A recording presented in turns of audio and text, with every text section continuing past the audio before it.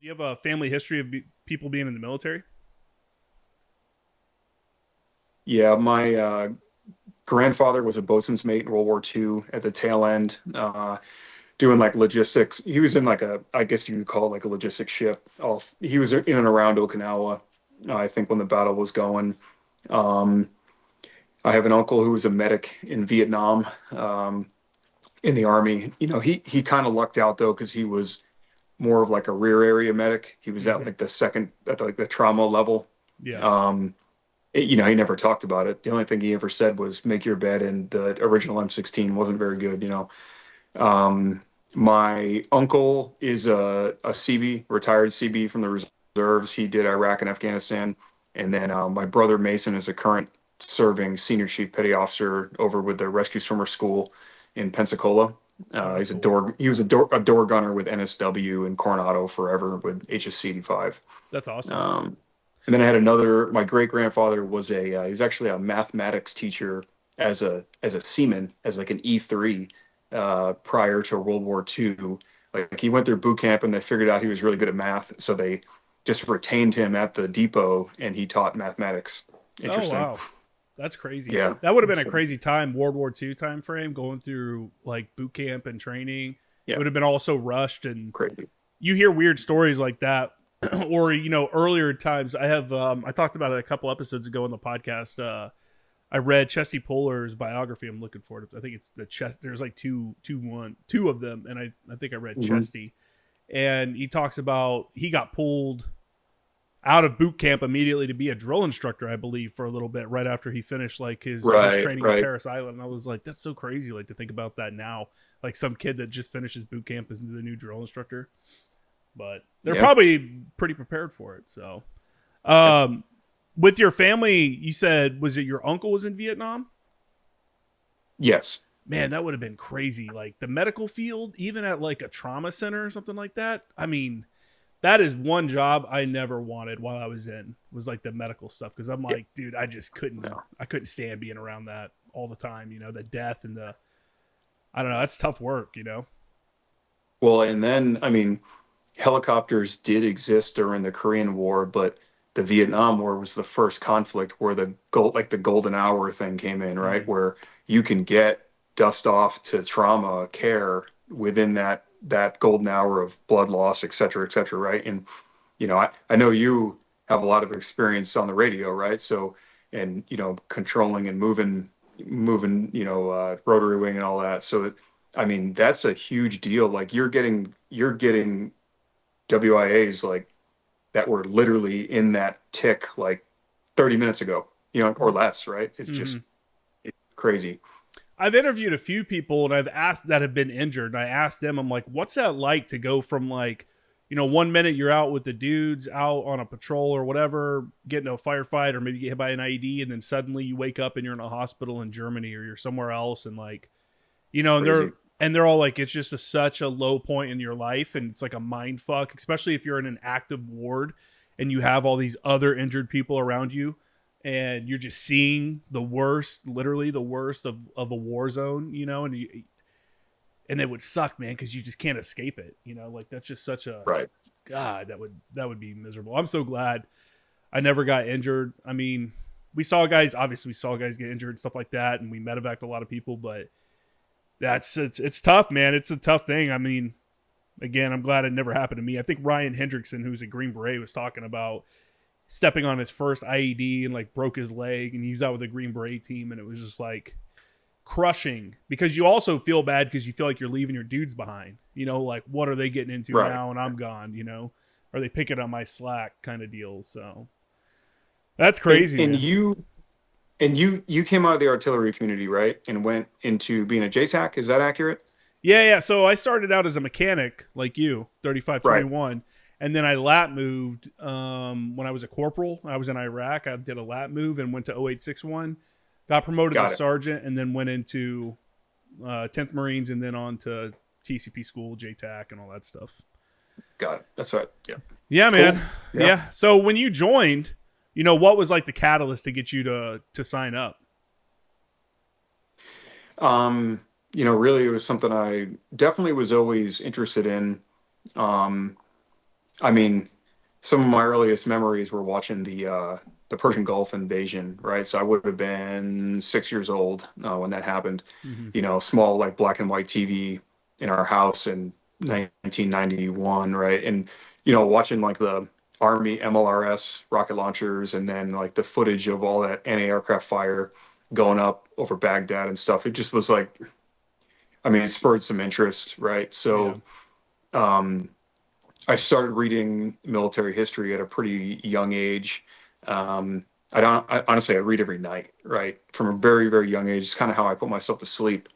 You know, we didn't have video games in the house, didn't really have cable TV or any of that kind of stuff. So I kind of immersed myself into military history, and uh, just became more interested and more interested in it. And you know, my uncle, he joined the CB Reserves, U.S. Navy CB Reserves, as an electrician, probably in like '96, probably. And they had a good program back then where if you were a, you know, if you were a certified guy, he's a certified electrician, he went in like pretty much direct to petty officer third class. And anybody who's worked with the CBs, especially the reserve CBs, know like they are very proficient. You know, you're a contractor in your civilian world, you go put your, you know, BDUs on and you go be a, you know, essentially a journeyman contractor for the Navy, right? Mm-hmm. And, you know, back in the 90s, the CBs would send some of their petty officers down to Camp Lejeune to get marksmanship instructor qualifications. So he came back. He's the one who kind of taught me how to handle firearms. Um, you know, so that's just gaining more interest, gaining more interest. And then, you know, combined with the reading, I get into middle school, high school, and I figure out like this is what I'm going to do, right? Uh, you know, Army recruiting is a little more flashy, I guess you could say back then, with like money and Mm-hmm. MOSs and schools. You know, like, hey, you know, we can make you a heavy equipment operator, airborne qualified guy with a support battalion in the 82nd Airborne. That's like Mm-hmm. literally what they would pitch you, and I'm like, wow, that's pretty legit, right? Because I grew up in a construction family, so I'm like, yeah, I'll go run a dozer for the Army or something, you know. And eventually, you know, the Marine Corps uh, was at the state fair. They call it the Big E in Massachusetts, and they had the pull-up bar there. And I'm on the wrestling team, you know, not particularly a good wrestler, but I'm there, right? Yeah. I see the pull-up bar, and I'm like, they're like, how many can you do? I'm like, I don't know. I get up and find out. So I do a few, fill out the card, and they gave me a call. I went in for an interview the summer before my senior year, and decided that the Marine Corps was the right way. You know, I don't have bad recruiter stories. I had at the time Sergeant Stephen Lee. He was a mortarman, and then after that he got promoted, moved up to MEPS. Then I got Sergeant Jason Auger, who was a military police officer. They had me PT in the right way. They had me studying the book. They had me doing drill. They literally had me completely prepared for recruit training. You know, which transferred into a squad leader position in recruit training, meritorious promotion, um, you know, which further down the line, graduate MOS school, already a Lance Corporal, go to the fleet, put my hand up, get on an Iraq tour right away, right? So like, and I bring that up because small things matter. You know, that meritorious promotion time gave me enough time and grade to be competitive for a meritorious corporal um, board in Iraq, right? So I ended up getting meritorious corporal in Iraq, right? And it just, and then I ended up getting freaking sergeant super early because in 2006 the composite scores were like super low to get promoted because everybody was Hmm. getting out, right? So things happen, things happen, things happen. But being a motor team marine, after I hit sergeant, I spent every rank was 5 years pretty much after that, you know. It's So I moved it up. it's a rough go in the motor T world for promotions. Like when I did my lat move from 086 or from 3521 to 0861, I basically got promoted immediately. Like the fall after it was approved, like the following month I got a promoted because my cutting score was like already like 100 points over what it would needed to be, because the 0861s were going through that phase and kind of always are, where guys, a lot of people are getting out. It's a high tempo job, you know, you're in the field a lot and stuff like that, so a lot of people get out 4 years, 8 years. It's pretty common. So getting promoted is not that hard as a motor T guy. So as an example, I remember I was a corporal. My buddy, I met my buddy before we deployed, Matt Gay, Sergeant Gay at the time. I was a corporal. He just come from the reserves. He wanted to go active duty, so he came off reserve orders, became an active duty Marine, got second sent to second maintenance battalion, and I was a corporal. He was a sergeant. We're going to go on the deployment. Or actually, when he first got there, was a lance corporal. I got promoted to corporal when he first got there, and then while we were in Iraq, I was still a corporal. Did my lat move, came back, got promoted to sergeant immediately. And then I remember being selected to staff sergeant as an 0861, and he still hadn't been selected. And it wasn't because he was a shitbag. He was like a top guy in the field. But it was just such a it's hard to get promoted as a 3521 at the time. Yeah. Yeah. And that job field, I elected to go in that job field. Honestly, parents signed the paperwork at 17, looking for a job skill. Like, I may have chose something different if I was 18, but life goes its ways, right? I remember one of the recruiters, the military police officer, Jason Auger, he told me, he's like, the war's starting, who knows how it's going to go, but just remember, like, the Marine Corps says every Marine's a rifleman. Like, that doesn't necessarily mean that everyone embraces that or actually trains to it, but the mentality is there for a reason. A quick history lesson like that saying essentially comes from the Korean War with General Gray, right? Being a young enlisted Marine during the 1st Marine Division's battle in Chosin Reservoir, right? Even before that, 1st Raider Battalion in World War II, Colonel Edson, right? I have a book in my library where I highlighted it. He demanded that every single Raider in his battalion, regardless of job, whether they were infantry, whether they were a cook, or whether they were in administration, every single one of them would be proficient in every weapon that they had within the battalion, to include like the anti-tank rifles and stuff that they had, right? So, I mean, that whole thing, I kind of went into my first deployment with that mentality. But, backing up to like, everyone has this idea, or they get this idea pitched to them by their recruiters, right? Mine set me up appropriately. You go to recruit training, and recruit training in 2003 was hard, right? Physically, mentally hard. They did a good job of doing what the drill instructor is supposed to do. And I had this really good example of 2 recruiters. I had really good examples of 4 drill instructors on my team. And I get to Marine Combat Training Battalion, and I have good and bad examples of NCO and staff NCO leadership, right? And the bad examples, like, some of them are just weird, man. Like, weird stuff that like weirdos, like weird stuff with the women, like just stuff that that wasn't professional, right? Yeah. But we had a really good 0311 sergeant who probably didn't want to be an MCT. He probably wanted to be teaching an ITB, right? But he told us, he's like, every single person in my battalion saw combat on the march up to Baghdad. So every single one of you better fucking listen, because you are going to Iraq or Afghanistan in the next couple of years. Every single one of you, right? Good leadership there. And then you get to your MOS producing school, Camp Johnson in our case, right? And you kind of hit like a wall, because it turns into like, it's almost like puppy mill production of make this basically qualified Marine into an MOS, right? They have a timeline. And hell, in the case of the reservists, they have a BIC they need to fill. Like, they need to get them to that BIC. You can't just recycle people unless they're like egregiously like not trying to study and not passing everything. But I bring it up because I think that where we start to lose Marines, mental investment, right, is during the entry level training line.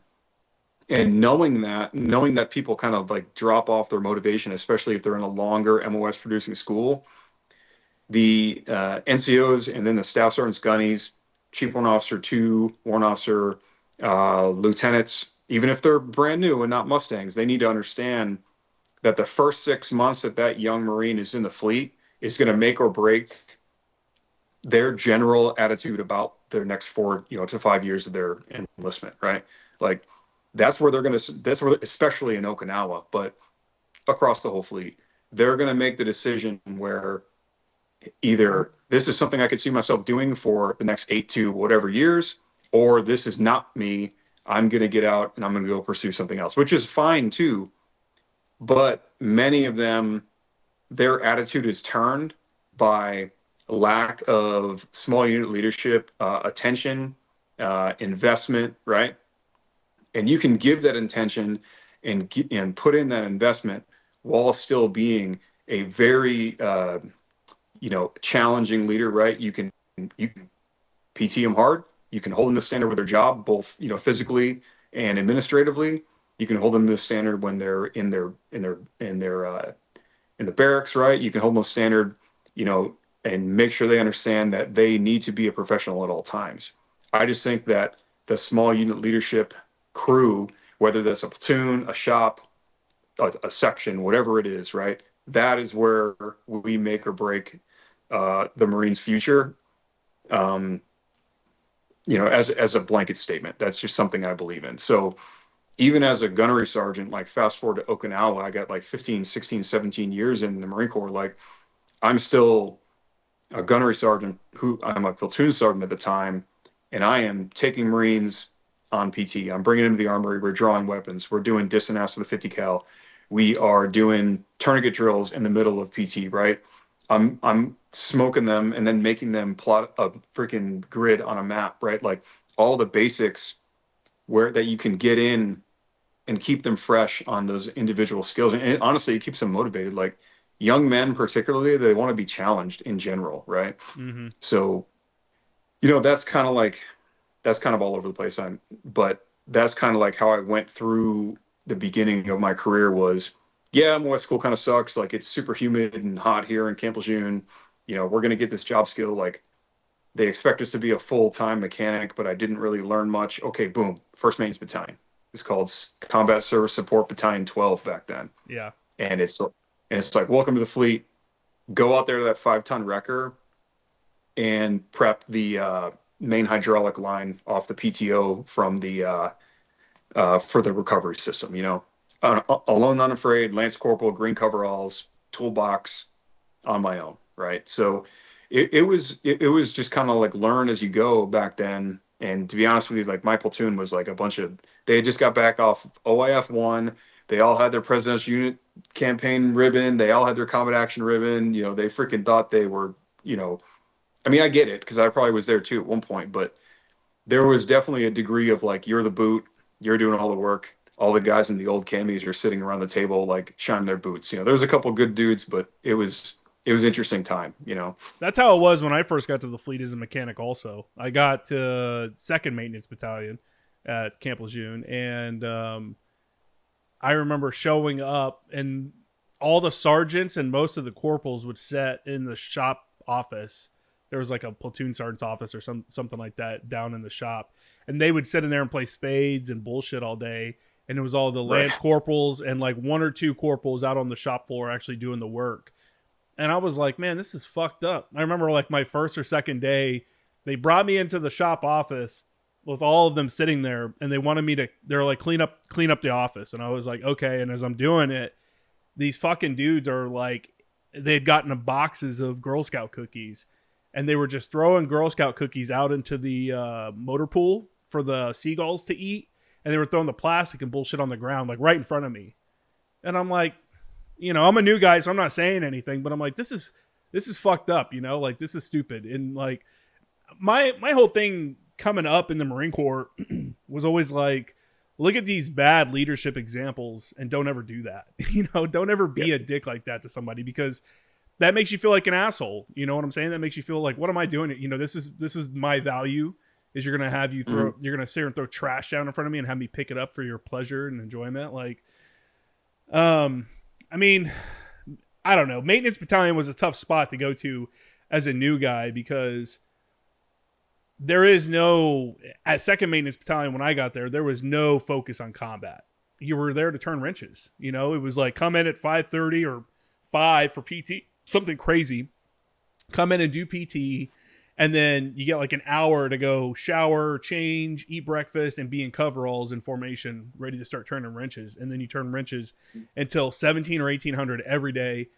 And I remember one time we got off at noon on a Friday, and our sergeant major, it was your sergeant major, our first sergeant was like, don't you guys get used to this? And we're like, how the fuck would we get used to it? This is the first time you guys have ever let us off early. Like, it's a tough life, man. And I didn't like it because I came in open contract. I didn't want to be a mechanic. I wanted to be infantry. Oh, And I was just fucking miserable. I was just like you're talking about, like you show up and you're expecting all this, it's the Marine Corps, and little steps along the way, the facade of the Marine Corps gets chipped away at. You get that shitty first platoon sergeant, or you get it's just like the stupid stuff that just really starts to bother you. And it wouldn't have been unheard of for me to get out after my first enlistment, but I was like, what, I'm going to give it a try with another job, because I like the Marine Corps itself. I had some cool opportunities. I got to go work on the ITV, the EFSS. I was on the test team for that. So I got to go to like Alaska, 29 Palms, and do all kinds of other stuff. But had I been at maintenance battalion the entire time, I'm not sure I would have stayed in, because I never would have seen that other side of the Marine Corps of like go into the field, going and shooting 50 right. cows and stuff like that. Like that didn't happen. That's just there wasn't time for that. Yeah. And, a lot of it's just leadership dependent, right? In the Fleet Marine Force, probably every single unit in the entire Fleet Marine Force has an ammunition allocation, right? And now whether or not your unit has crew serve weapons, that your unit may only have pistols, rifles, and carbines, right? Like, that's not to say that you can't liaison with other units. You got to make friends, right? Like that unit right there, MWCS 38.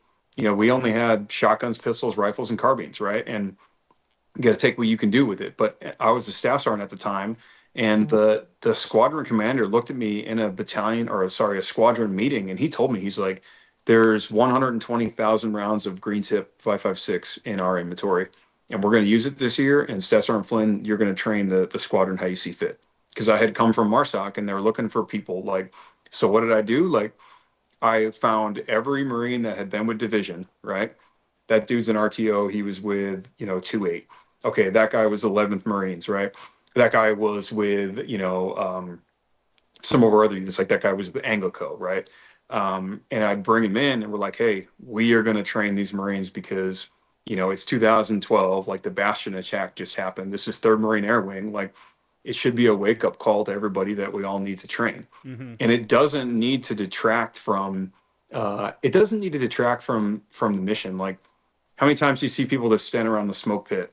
Or one of my favorite things is the first time I brought my old man, he's an old salty construction company owner.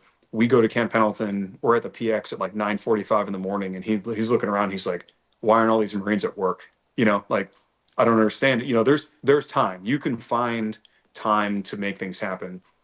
And if you have, because I get a lot of DMs about this topic on Instagram, right? Hey, First Sergeant, I really want to train the Marines, but, the Staff and SEALs won't support it, right?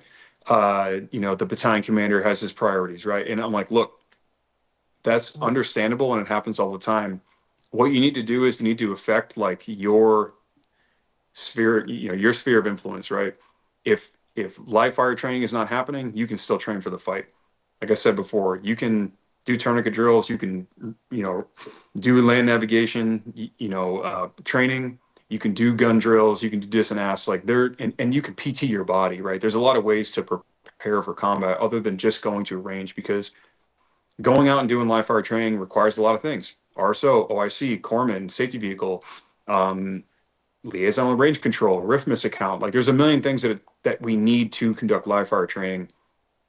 However, the majority of your repetitions can be off the range, right? That way, when you get promoted, get into a higher level of influence, you can do that. And that's what I always told myself. Like, when I get to a point where I can influence this, I'm going to make it happen.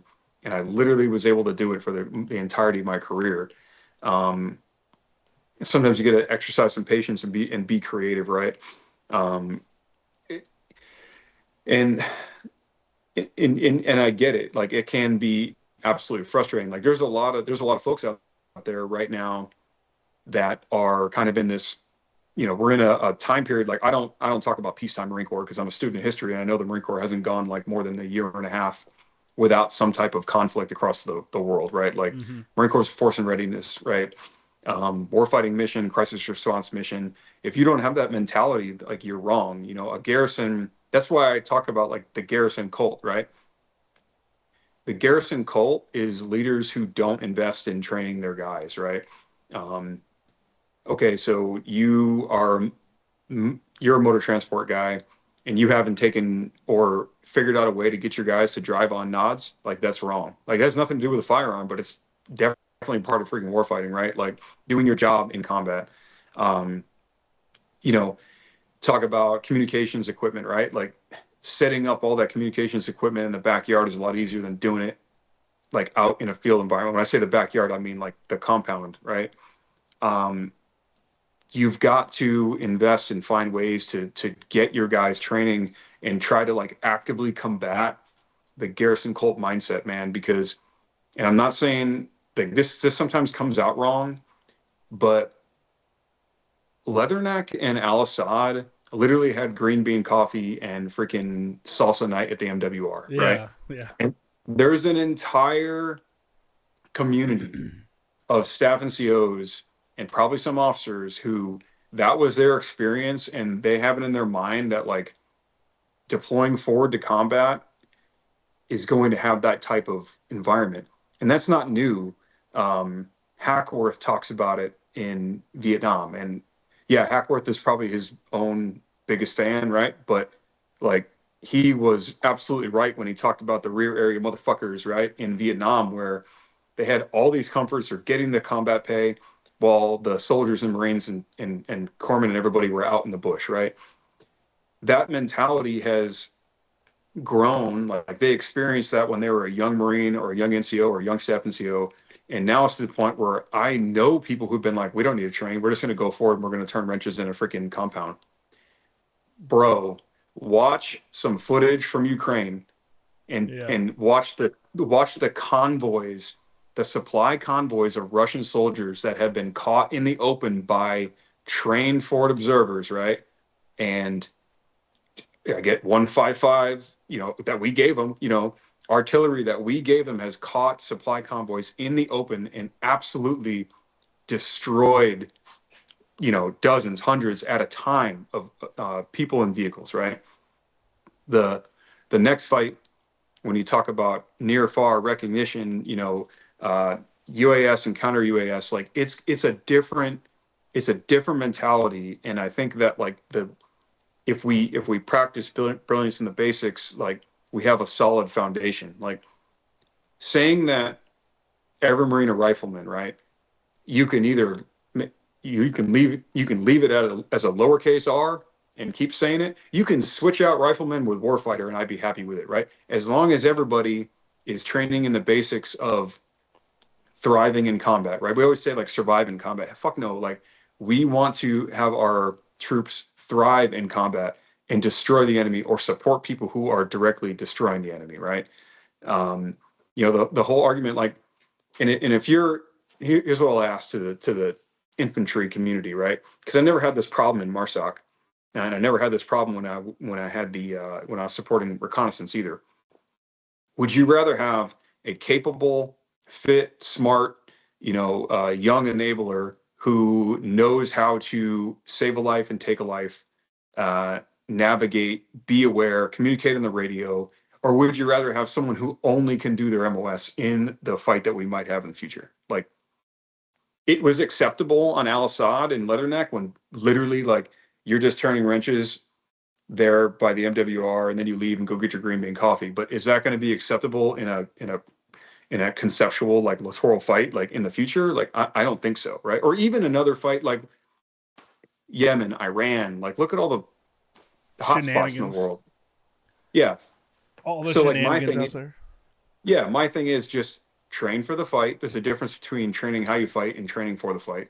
Train for the fight and take care of your folks while you do it. Right.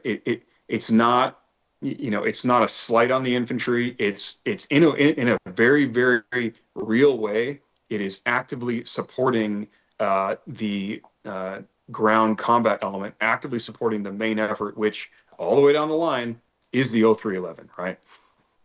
Yeah, no, you're right. I mean, it was hard. I was a mechanic in Iraq and TQ on the airbase there, so I would do the same Sure. thing. I would turn wrenches and go get a green bean coffee or something. Actually, we didn't have green bean on our side. I don't remember. Anyways, we would. It would be hard to like stay motivated because it's like, what am I Yeah. doing? I'm a mechanic. Like this is miserable. There's all the trucks never end. There's always another truck Yeah. to work on. What am I doing? What am I helping? And we didn't have very good leadership when I was there, but it was like, guys, you tried to like let people know, like, dude, people are using these trucks, man. Like we were assigned to put on new armor kits for the one of the MRAP variants, and I was like, this is important. We're doing new turrets, new armor. Like this is like real shit, and this is actually going out. And it became real sometimes because sometimes you get a vehicle in that just got blown up. We had one that got hit by like an RKG3, and you saw the fucking hole in it and the blood and all that shit from everything that happened. So it's like it it is hard to stay motivated when you're sitting on a base and you're just like, I can go to the chow hall. I mean, a lot of people had internet access and stuff like that. I hated it, man. As a mechanic, I hated it. It was like, I always tell people, like, my best deployment was my 2013 advisor team deployment, and it was the worst living conditions I could have been in, and it was probably the most dangerous deployment I went on. But it was one where I felt like I was doing my job, and it was like, and I was contributing. Like I felt like I was doing Marine shit. You know what I'm saying? I'm like, Right. I'm a JTAC on an advisor team with Afghans and singing. Yeah. We're doing some cool shit. And that first deployment to TQ was like my most comfortable deployment. We had a cans that we were sleeping in, we had a chow hall, all that shit. But it was my worst deployment because with all that luxury, I guess, comes a bunch of bullshit. It's that garrison mentality while you're deployed, and I don't know. It's tough, man. It's a tough balancing act to keep guys motivated, but also getting them to do their job. And I know what you're saying by every Marine's a rifleman, and everybody has to maintain that mentality. Like, hey, I'm here to be a Marine, and like, do great things on the battlefield. But a lot of people, to convince them that that's what can happen, it's hard because they have no examples. When their leadership are all people that have never deployed now or have seen combat, why am I going to listen to this guy who doesn't even know what he's talking about?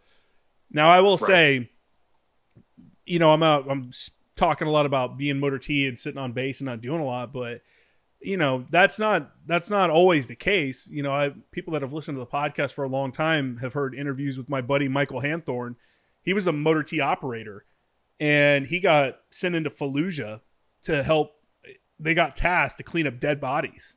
For a whole month, they're just cleaning up dead insurgents, and he's talking about how they're one house behind the house that's being cleared. Like the grunts are clearing this Right. house, and we're going into the one they just finished clearing, pulling the bodies out of it and stuff. Sure. And that's like legitimate combat, shit blowing up like craziness.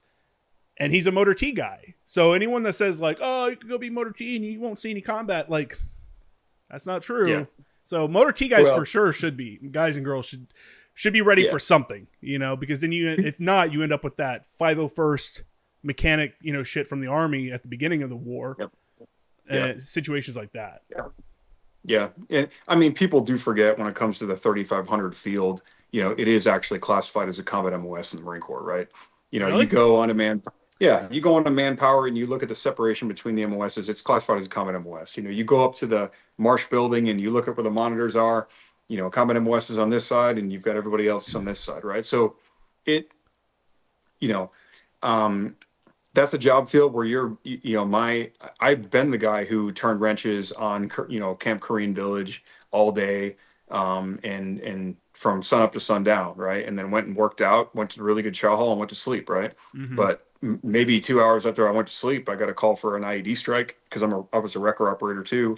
And I'd have to get in the wrecker, put the 249 on top of the wrecker and go out there and recover the downed asset. And we took fire when I was on recoveries, right? We took mortar fire on recoveries before. That's a cool You job. A know, record Cowboy, operator job is a good one, and it gives you a lot of different experiences because you're supporting your general support. So you're seeing how a lot of right? different elements are doing different things and what they're getting into, and sometimes you find Yeah. yourself in the mix. You know, that's a if you're a mechanic, I would probably try to get on a wrecker if you were going to stay in the mechanic field. Yeah, we use the crane to take the engines and the rotors off of the Cobra helicopters. Oh, nice. So, the wing comes over and they didn't have any overhead lift. The weight wasn't a problem at all. So we went out there middle of the night, December of 2006, multiple nights, and I saw some good leadership out there actually. We're out there, I'm running the crane, and the mechanics are, the aviation mechanics are turning wrenches on the Cobra, and the pilot and the co-pilot came out there, and like they're like literally not allowed to work on the bird. Understandable, right? But they came out there and they, hung out, bullshitted, stood there with their freaking hands in their, inside their flight suits, like cold as hell, and just were present, even though they could have been back in their tent warm, getting ready for flight ops to go kill bad guys the next day. Like they were out there with their guys. So I guess that's a shout out to whatever air combat element was on the 15th MEU in 2006, 2007. If you're a Cobra gunship pilot, you're a good dude. Um, so yeah, I get it, and really these days with how much the Marine Corps is changing, we also have some, I don't want to call it outside influence, but we have some retired general officer influence that is really making some, people who read, people who stay up on it, people who read, like there's some question marks. Like we've got retired generals who are publicly stating that what we are doing to change the Marine Corps, one of them literally said it's going to make the Marine Corps like lose its ethos, right? Paraphrasing, like it's war fighting crisis response mission. Like, and it's a lot of noise from a crowd. And some of that crowd are like Medal of Honor recipients, former secretaries of the Navy, right? I mean, 3, 4 star generals, former commandants, right? So when you start seeing in all of the articles that are written, they just scream like emotion, right? They're not backed with any like with any like real like source documentation besides their opinion, right? And while their opinion is to be respected and valued, especially based off of their experience, like the Marine Corps has been directed by the United States government via multiple national defense strategies to shift this focus towards great power competition. So it's not even an option. Like we can't say, sorry, Congress, we're just not going to abide by the direction in the national defense strategy. We can't. Like General Berger and now General Smith, they have to go on this path and continue to learn. And what did they do? They made some recommendations. We war gamed it, and we physically practiced it and assessed it. And some of those recommendations have been curtailed. The Infantry Battalion was at one level. Now it's been increased, right? To fit the recommendation of the people, who are boots on the ground. Artillery, a certain amount of artillery was going to go away. Tubed artillery, now a little bit more is going to stay. But the thing about the rockets and the missiles, we need that stuff to be competitive against literally the People's Republic of China. The PLA has their own rocket force. Like it's a whole wing of their entire military is a rocket and missile force. Like we've got to be competitive. But when young Marines see and read all of this negativity from the retired crowd, it in a way undermines the progress, and I mean like the mental progress, right? The buy-in, the attitude about Force Design 2030. It is a barrier to progress, right? So I could easily see how a young Marine right now is kind of like, okay, I mean, even if you're an infantryman, right? Train, go on a MEU or unit deployment program, come back. train, go on the unit deployment program while you're training there, obviously, come back. Like, I can see that being monotonous in a way, right? Oh, 100%. But we got to remember, like, the United States Marine Corps is the nation's crisis response force, right? Like, we Mm-hmm. have to be ready to go anywhere in the world. Um, I'm from New England, so I talk about the New England Patriots, right? Like Tom Brady. Tom Brady didn't practice so hard to lose Super Bowls, right? Like, we don't train hard to fail in combat, right? Like, and if it never comes, like, you can walk away and say, I gave it my all, and be part of you can be part of a veteran community that the Marine Corps veteran community, in my opinion, I'd like to hear your thoughts. Like, the Marine veteran community is tighter than the rest of the services, right? Um, this part of the country specifically, there's a lot of Marines in the Dallas Fort Worth area. Like, when you get out and you look back on it, and if you can look back and look in the mirror and be like, yeah, I gave it my all, like, then thank you for your service, right? But if you're going to take the mentality of, oh, it's a peacetime Marine Corps, right, or whatever, and just give 50% effort, you're not making anybody better, and in reality, you're affecting the lethality of your small unit. You know, Yeah.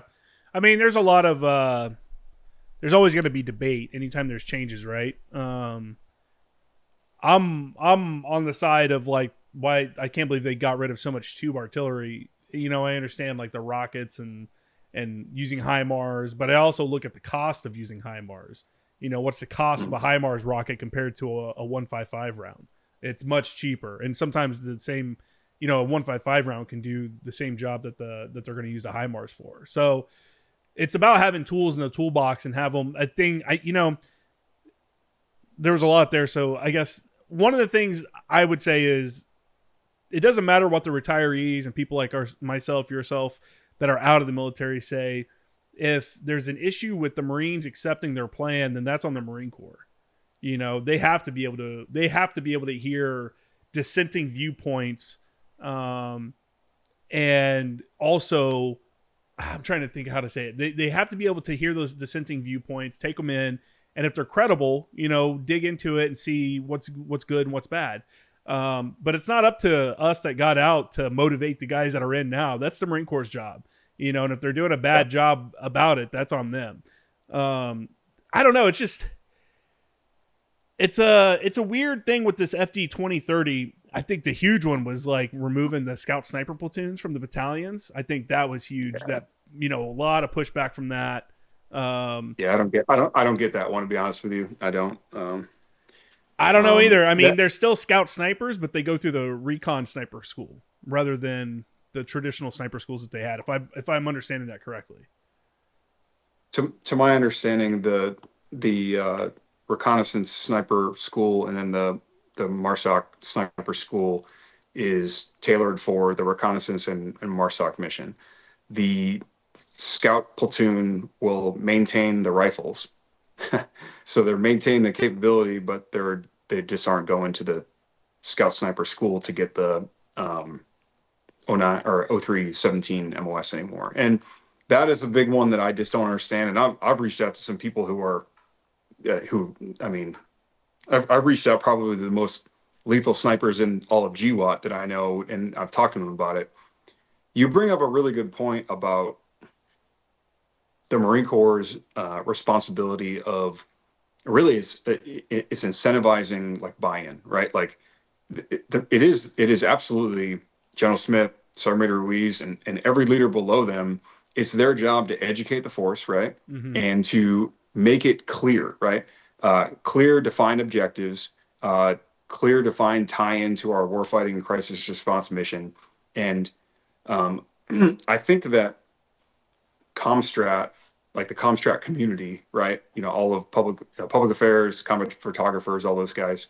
I think that they're doing a very good job of highlighting and just leveraging media these days. I think we're not slaying dragons anymore, or freaking. It's not all about dress blues with the color guard and drill and all that. All that stuff has its place, maybe except for the dragon monster, but if you look at the recruiting and the essentially like all the advertisements lately, it does have more of a warfighting focus, right, or more of a crisis response focus. And I've talked to some kind of senior members of Comstrat about that, and there has been a deliberate shift towards that, right? But honestly, like if you're already in the Marine Corps, like who paid? A lot of Marines don't pay attention to that kind of stuff unless it's November 10th and you're 3 beers deep and you're watching the commandant's message, right? Yeah. A lot of folks don't pay attention to that stuff. So again, like the only way to get what you're talking about is for the leadership to communicate it in a way that makes sense to the individual MOSs, right? Mm-hmm. Bulk fuel, right, is a good example. I mean, if we're going to be operating in a distributed fashion, we're going to have to, fuel our equipment, right? And then we're going to have to feed, we're going to have to provide water, all that kind of stuff. So bulk fuel, embarkation specialists, supply warehousers and clerks, the list goes on, and combat service support. How am I as a leader, corporal, sergeant, staff sergeant and above, how am I communicating how the changes in the Marine Corps are affecting our MOS field? Do I even know? Maybe it's not the monitor's job, but has the OC field sponsor communicate this stuff? Is the schoolhouse changing to, are the Marine Corps, is Training Education Command changing in support of force design? Question mark. The foraging stuff and how to gut and kill animals and live off the land is a good example of it, right? They were doing that in the basic school. Things that may happen in the future when you're distributed. The rocket and the tubed artillery stuff. How are we going to attack the critical vulnerability of the HIMARS, right? Which one of the critical vulnerabilities is maintenance, right? Are we going to get more mechanics? Are we going to train them better? Are we still going to rely on freaking contractors, et cetera, right? So you're absolutely right. Like there should be dissenting opinions, but I would hope that the leadership at the highest level has a plan to try to combat or meet halfway when it comes to the dissenting opinions and communicate positive information or clarifying information to the force. Yeah. I mean, part of the problem is also the last 3 years, the military has been one shit show after another. Coming out of Afghanistan, look at recruiting. I think they said like your main demographic, white males, are down like 40% on recruiting, because of the messaging that they're seeing. Why would I want to go fight when I seen something like Afghanistan, the withdrawal there? Like, why would I want to go put myself in a situation like that? It's tough, man. And we're not the people that have to be convinced because we're done. The people that they want to join have to be convinced that this is still an organization that's worth joining. And the people that are in have to be, I was talking to David Armstrong, the host of the Moments in Leadership podcast, and I was saying, really, Marines just want to do cool shit. You know what I'm saying? Yeah. Like if my job is to come in and turn wrenches from 07 to 1700 every day, then I'm fucking miserable. I'm covered in grease. I'm ready just to go home. It's like working in a factory. Like, what am I doing? It's the same thing every day. It's not, that was my experience at Maintenance Battalion. My saving grace was going and doing cool shit by getting selected to go work on that EFSS program and getting to go shoot mortars and there's got to be something where guys, it's just miserable. I remember being a mechanic and being at Maintenance Battalion and not even having a rifle.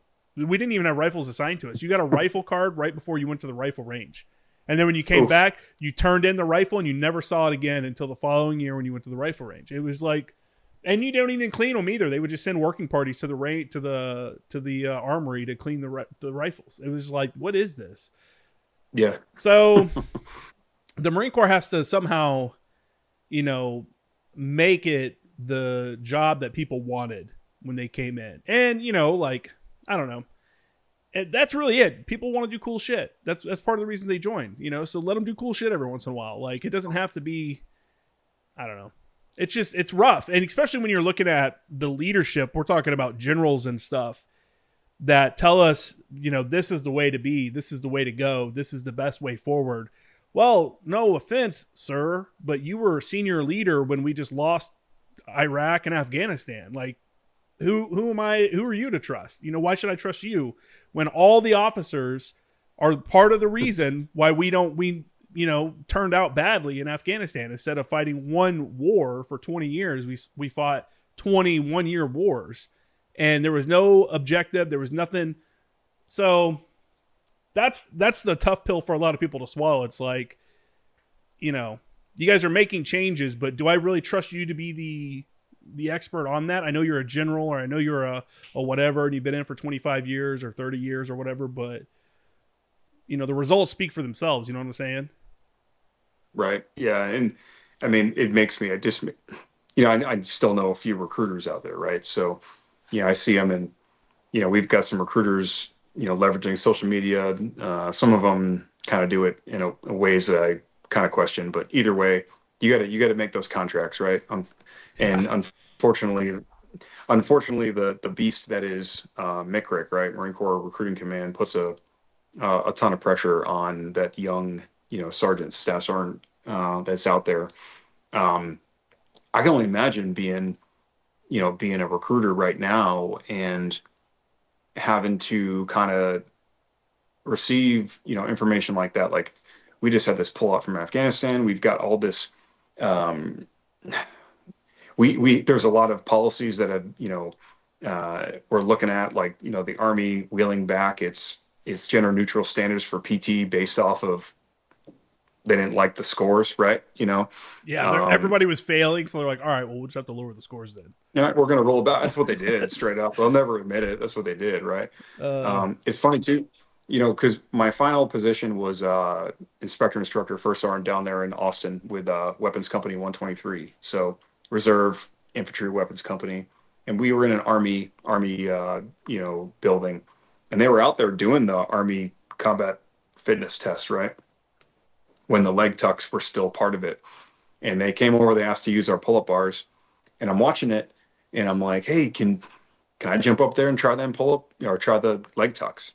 And I'm like, what's the standard? And I think it was 20. 20 was the max standard. And I jumped up, I did them, I did the 20, I got off. I'm like, that was pretty hard, but I maxed it, right? And I'm like, what's the minimum standard? They're like 1. It might have been for females, but they're like 1. One singular leg tuck, right? And that much of the force, that much of the Army couldn't do it. And, they made the comfort-based decision to roll it back, right? And maybe there's more to it, but face value, that's what it looks like, right? The Navy also just waived all their failed PT tests for the last. It was in the news like a week or two ago that any failed PT tests for the last year or two have been waived, and those people will get an opportunity to redo it or something like that. Same because so many people failed it.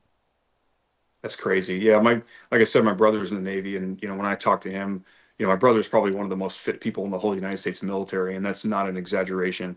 So it burns him up pretty hard to see the state of some of the units around there. Luckily he works with a bunch of super pipe hitters, in that MOS. But real quick, it's what it comes down to is weak leadership not being okay with going, hey, this isn't right. These guys are weak. Instead of saying these guys are weak, can we fix them? Yes. Okay, well, let's fix them. Can we fix them? No. Well, then they need to move along. Like, you're a great guy and you're a super nice dude, but maybe this isn't the job for you. I mean, there's one thing that always stood out to me was when I was with Anglico and I was in Kuwait, we were doing some training at Buring, and there was the Apache squadron there. And we used to go over and talk to those guys to see, we try to get as much work as we can, make relationships. So we're like, hey, anytime you guys want to go out, let's shoot. And one day we were walking over to their compound, and it was 2 captains came out, and they're like, hey, what's your minimum score for crunches on your PT test? And I was like, I don't know. I was like, I don't even know. I was like, 2 other guys, like, do you guys know? And like, none of us knew. And he looked at the other captain. He's like, that's what I'm talking about. He's like, the Marines don't even know what the minimum score is. They know what the maximum score is, and that's it. And I was like, and that doesn't mean everybody's getting a maximum score on all their shit for the people that aren't in the Marine Corps. That doesn't mean that. But you're never thought like, oh, well, if I just do 3 pull-ups, I'm good. That's the minimum. Or it used to be. I don't know what it is now, but it used to be 3 pull-ups. That's the minimum. No one would ever do 3 pull-ups. If you did 3 pull-ups, you would be harassed. So the mentality is the mentality has to come back that it is a warfighting organization. The military is a warfighting organization. It's not all the other shit. You know, it can be other stuff. You know, we do other things. We do humanitarian, you know, we do humanitarian aid and stuff like that, disaster relief.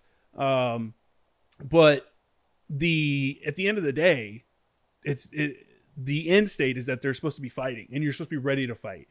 And when you say a lot of the force can't pass the PT test, so we're going to change the PT test, like that's ridiculous. You know, that's just, and again, that's what I was talking about at the beginning. That's where the facade starts to get chipped away. Like you get to your unit and you find out that so-and-so can't do anything, but he's a super nice guy and the platoon sergeant likes him. So they still let him do whatever, you know? And it's like just a little chip at the facade. And after a while, dudes are like, fuck this. I'm out. You know, I don't want this. This isn't for me anymore. You know, I had my fill. I'm out of here. So. Yeah, it does. And, you know, luckily, you know, not to say, I mean, there are phenomenal units in all of the branches, right? Oh, you know, yeah. I served with guys from the Big Red One, the 1st Infantry Division, you know, fought shoulder to shoulder with those guys. You know, they were cavalry scouts, you know, the 75th Ranger Regiment in the Army, literally the world's most premier light infantry force, right? You know, I did a deployment to Guam, worked with the Air Force, the 36th Security Forces Squadron in Guam, and they had some phenomenal airmen.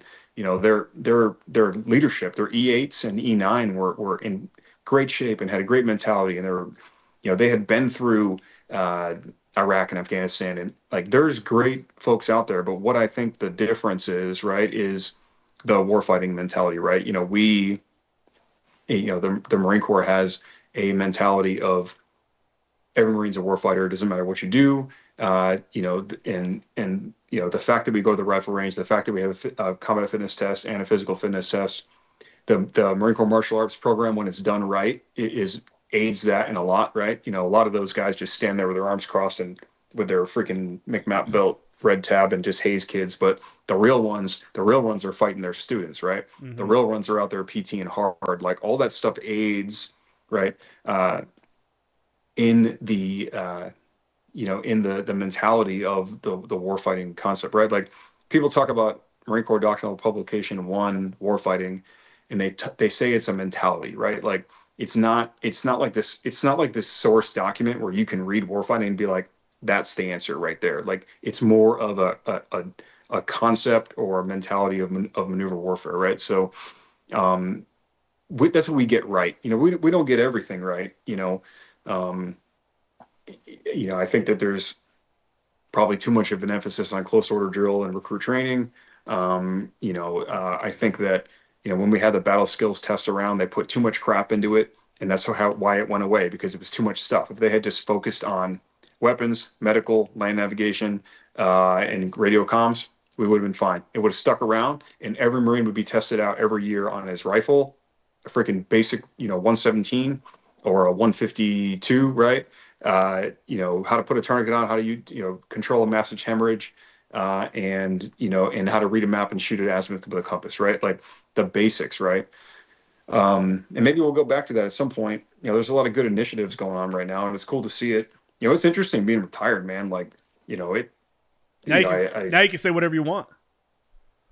Yeah, you can say whatever you want, and you don't get phone calls after work typically. Like I manage 50 people at work. I work for a concrete company. I run all the logistics. Like I'm a motor T Marine again. Or I'm a motor T civilian, right? Like, yeah.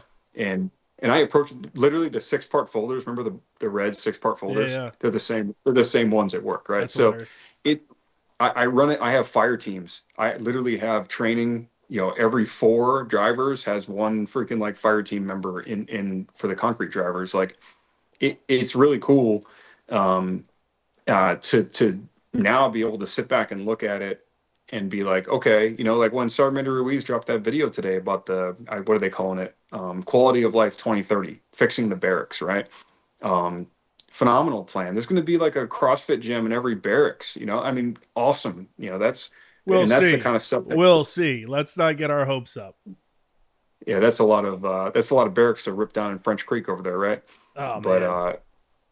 N Yeah, good old Street, French all thing. the French Creek, N Street, all those. I remember going from French Creek. I didn't live in the. I lived in the barracks for a little bit, and I was married when I got to the fleet, so I moved out pretty quickly. But when I became an artillery guy and went over to N Street, the 10th Marines barracks were the worst. Those were worse than the French Creek ones, and I was like, dude, what the fuck? Like some of these dudes didn't even have like blinds. They were using poncho liners as like their blinds and shit. And I'm like, what? And I remember one time when I was with 210 Liaison, we were out there and we got a new battery gunny that had just come off the drill field. And we're all standing in formation and it's like Thursday field day. Everybody's out there.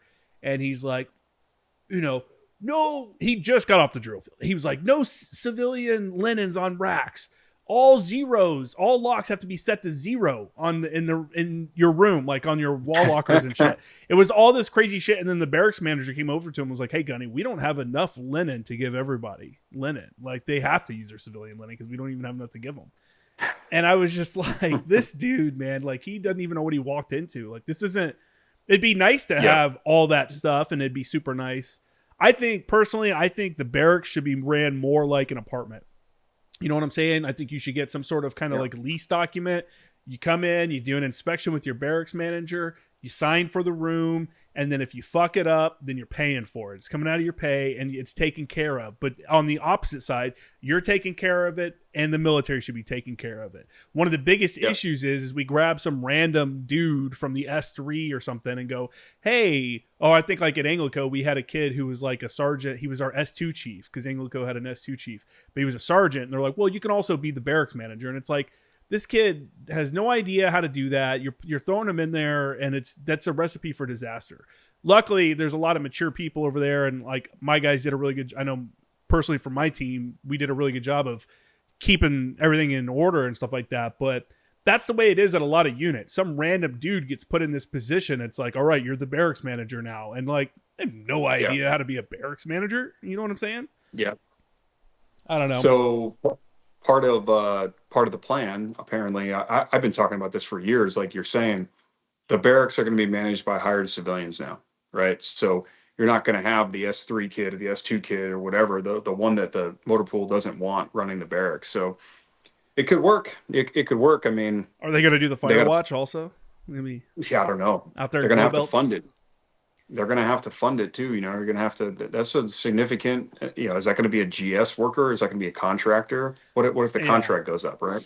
I don't necessarily think that civilians need to take over something like that. I think the Marines are more than capable of doing it. There should be some kind of civilian oversight where there are people that do know how to do these things can manage the program and make it feasible. The biggest thing to me is like, just treat people like adults. You know what I'm saying? Like if I was 18, I mean, so it took me a little while to join. I first wanted to come in when September 11th happened. I was 18 at the time. I was a senior in high school. I ended up not joining until I was 22. So from that 18 to 20, because I got arrested and shit. So from 18 to 22, I'm living on my own. I'm working a job. I'm paying rent. I'm paying a car payment and shit like that. I'm learning these life skills. Part of the reason guys get out and have so many issues is because we've negated all those life skills. They don't have to worry about rent. They don't have to worry about paying their electric bill. They don't have to worry about none of that. It's all taken care of. So when they get out, they don't know how to do that shit on their own because they went from their mom's house to the Marine Corps' house and mom paid the electricity or the Marine Corps paid the electricity. They don't even know that's a thing. It's not something you just don't even think about. Mm-hmm. I think if that's one way to like help prepare people to get out also is to just treat them like adults, treat it like an apartment, somewhat. There's got to be some kind of middle ground between it's like an apartment that you can't just go into, pull a Sergeant Major Bull and go into someone's fucking place without, not allowed to kind of deal. Or I don't know. There's got to be some kind of middle ground. You got to make people want to join the Marine Corps and be in the Marine Corps. The whole do it for the pride, you're a Marine, like, cool. That doesn't feed me. That doesn't keep me happy. Like, there's got to be some good benefits, right? I can get out and go get a real job, Yeah, for sure. And a lot of them do, right? You have folks that come in for 4 years and the Marine Corps got like a 85% first term EAS turnover rate, and it's kind of always going to be like that. Is that what it is? 85? That's a lot. Yeah, like 80, 85, something like that. I mean, you hear numbers thrown out, it varies, but and and and the folks that generally the ones I've noticed that work real hard and they're, maybe, they might not have been fully bought in, but they stay within regulations. They learned their MOS. They were, they had good work relations with everybody. They get out, they go to college, or they get into an occupation, and they do very well. The folks of mine from my final motor pool, the truck company guys from Third Marine Division in Okinawa, the ones that got out, they're doing great. And um, it's always gonna be like that. But we've got to try to incentivize some of them to stay in. And one thing I'll tell you right now, no sergeant wants to reenlist and stay in the barracks, right? Like that ought to be like BAH package, like with the reenlistment package, right? Yeah. Like, you know, that's just out of control. Like you're what, 20, minimum 23, 22 years old at that point. You're kind of past like babysitting 18-year-olds in the barracks, right? Like, I remember when I first got to the fleet, some order had changed and they were making any Marines that moved out in town, the sergeants, because I guess when the barracks are over a certain capacity, they can get waivers to move out in town. And a bunch of guys did.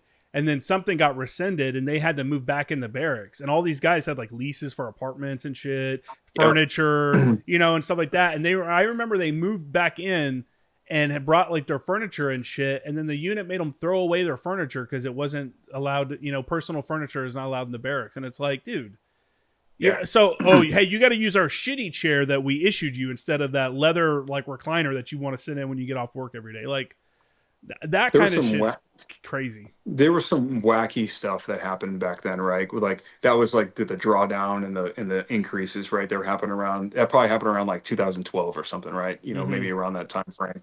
And the whole thing, the tattoo policy coming in and out, and the 10-year sergeant time in service policy, like the amount of folks that I saw get forced out, either like overtly forced out, right, based off their tattoos or whatever, or just say I'm done with this because of dumbass things like you're talking about. It was crazy. And then they come out with a voluntary early release program, and dudes are like, I'm done. Great, phenomenal guys, cutting it right away, like getting out 6 months early. And then they had the voluntary separation program, which was essentially a check cut to you. You got 12 years in, you don't want to go to retirement, we're going to cut you freaking 70 grand, and then you don't get paid your VA benefits until 70 grand worth would have been paid off. So depending on your disability rating, like years, right? Yeah. And there were definitely some decisions like that I saw when I was, like I said, I've been a staff sergeant at that time. And I'm like, so you're telling me you've got a E5 sergeant who has Iraq experience, Afghanistan experience, MU, UDP, whatever crisis response over the past 10 years. Think about it. Earthquakes, Hurricane Katrina, like all the things the Marine Corps was involved with the 10 years prior to that. And you're going to make that sergeant leave because he's got 10 years time in service? What? And because he's not super competitive, like he doesn't have a 285 or above or whatever. Like, and yes, there's all sorts of manpower things that I'm not privy to, but at the end of the day, face value is what matters to a lot of people, right? They forced a lot of folks out back then that had a lot of damn experience, man. Yeah. Like they really did, and we could talk about the HIST, the forcing people to go recruiting or forcing them to go to the depot. Like there's fuck that. Yeah, you gotta feed the beast, right? You gotta have recruiters, you gotta have drill instructors, right?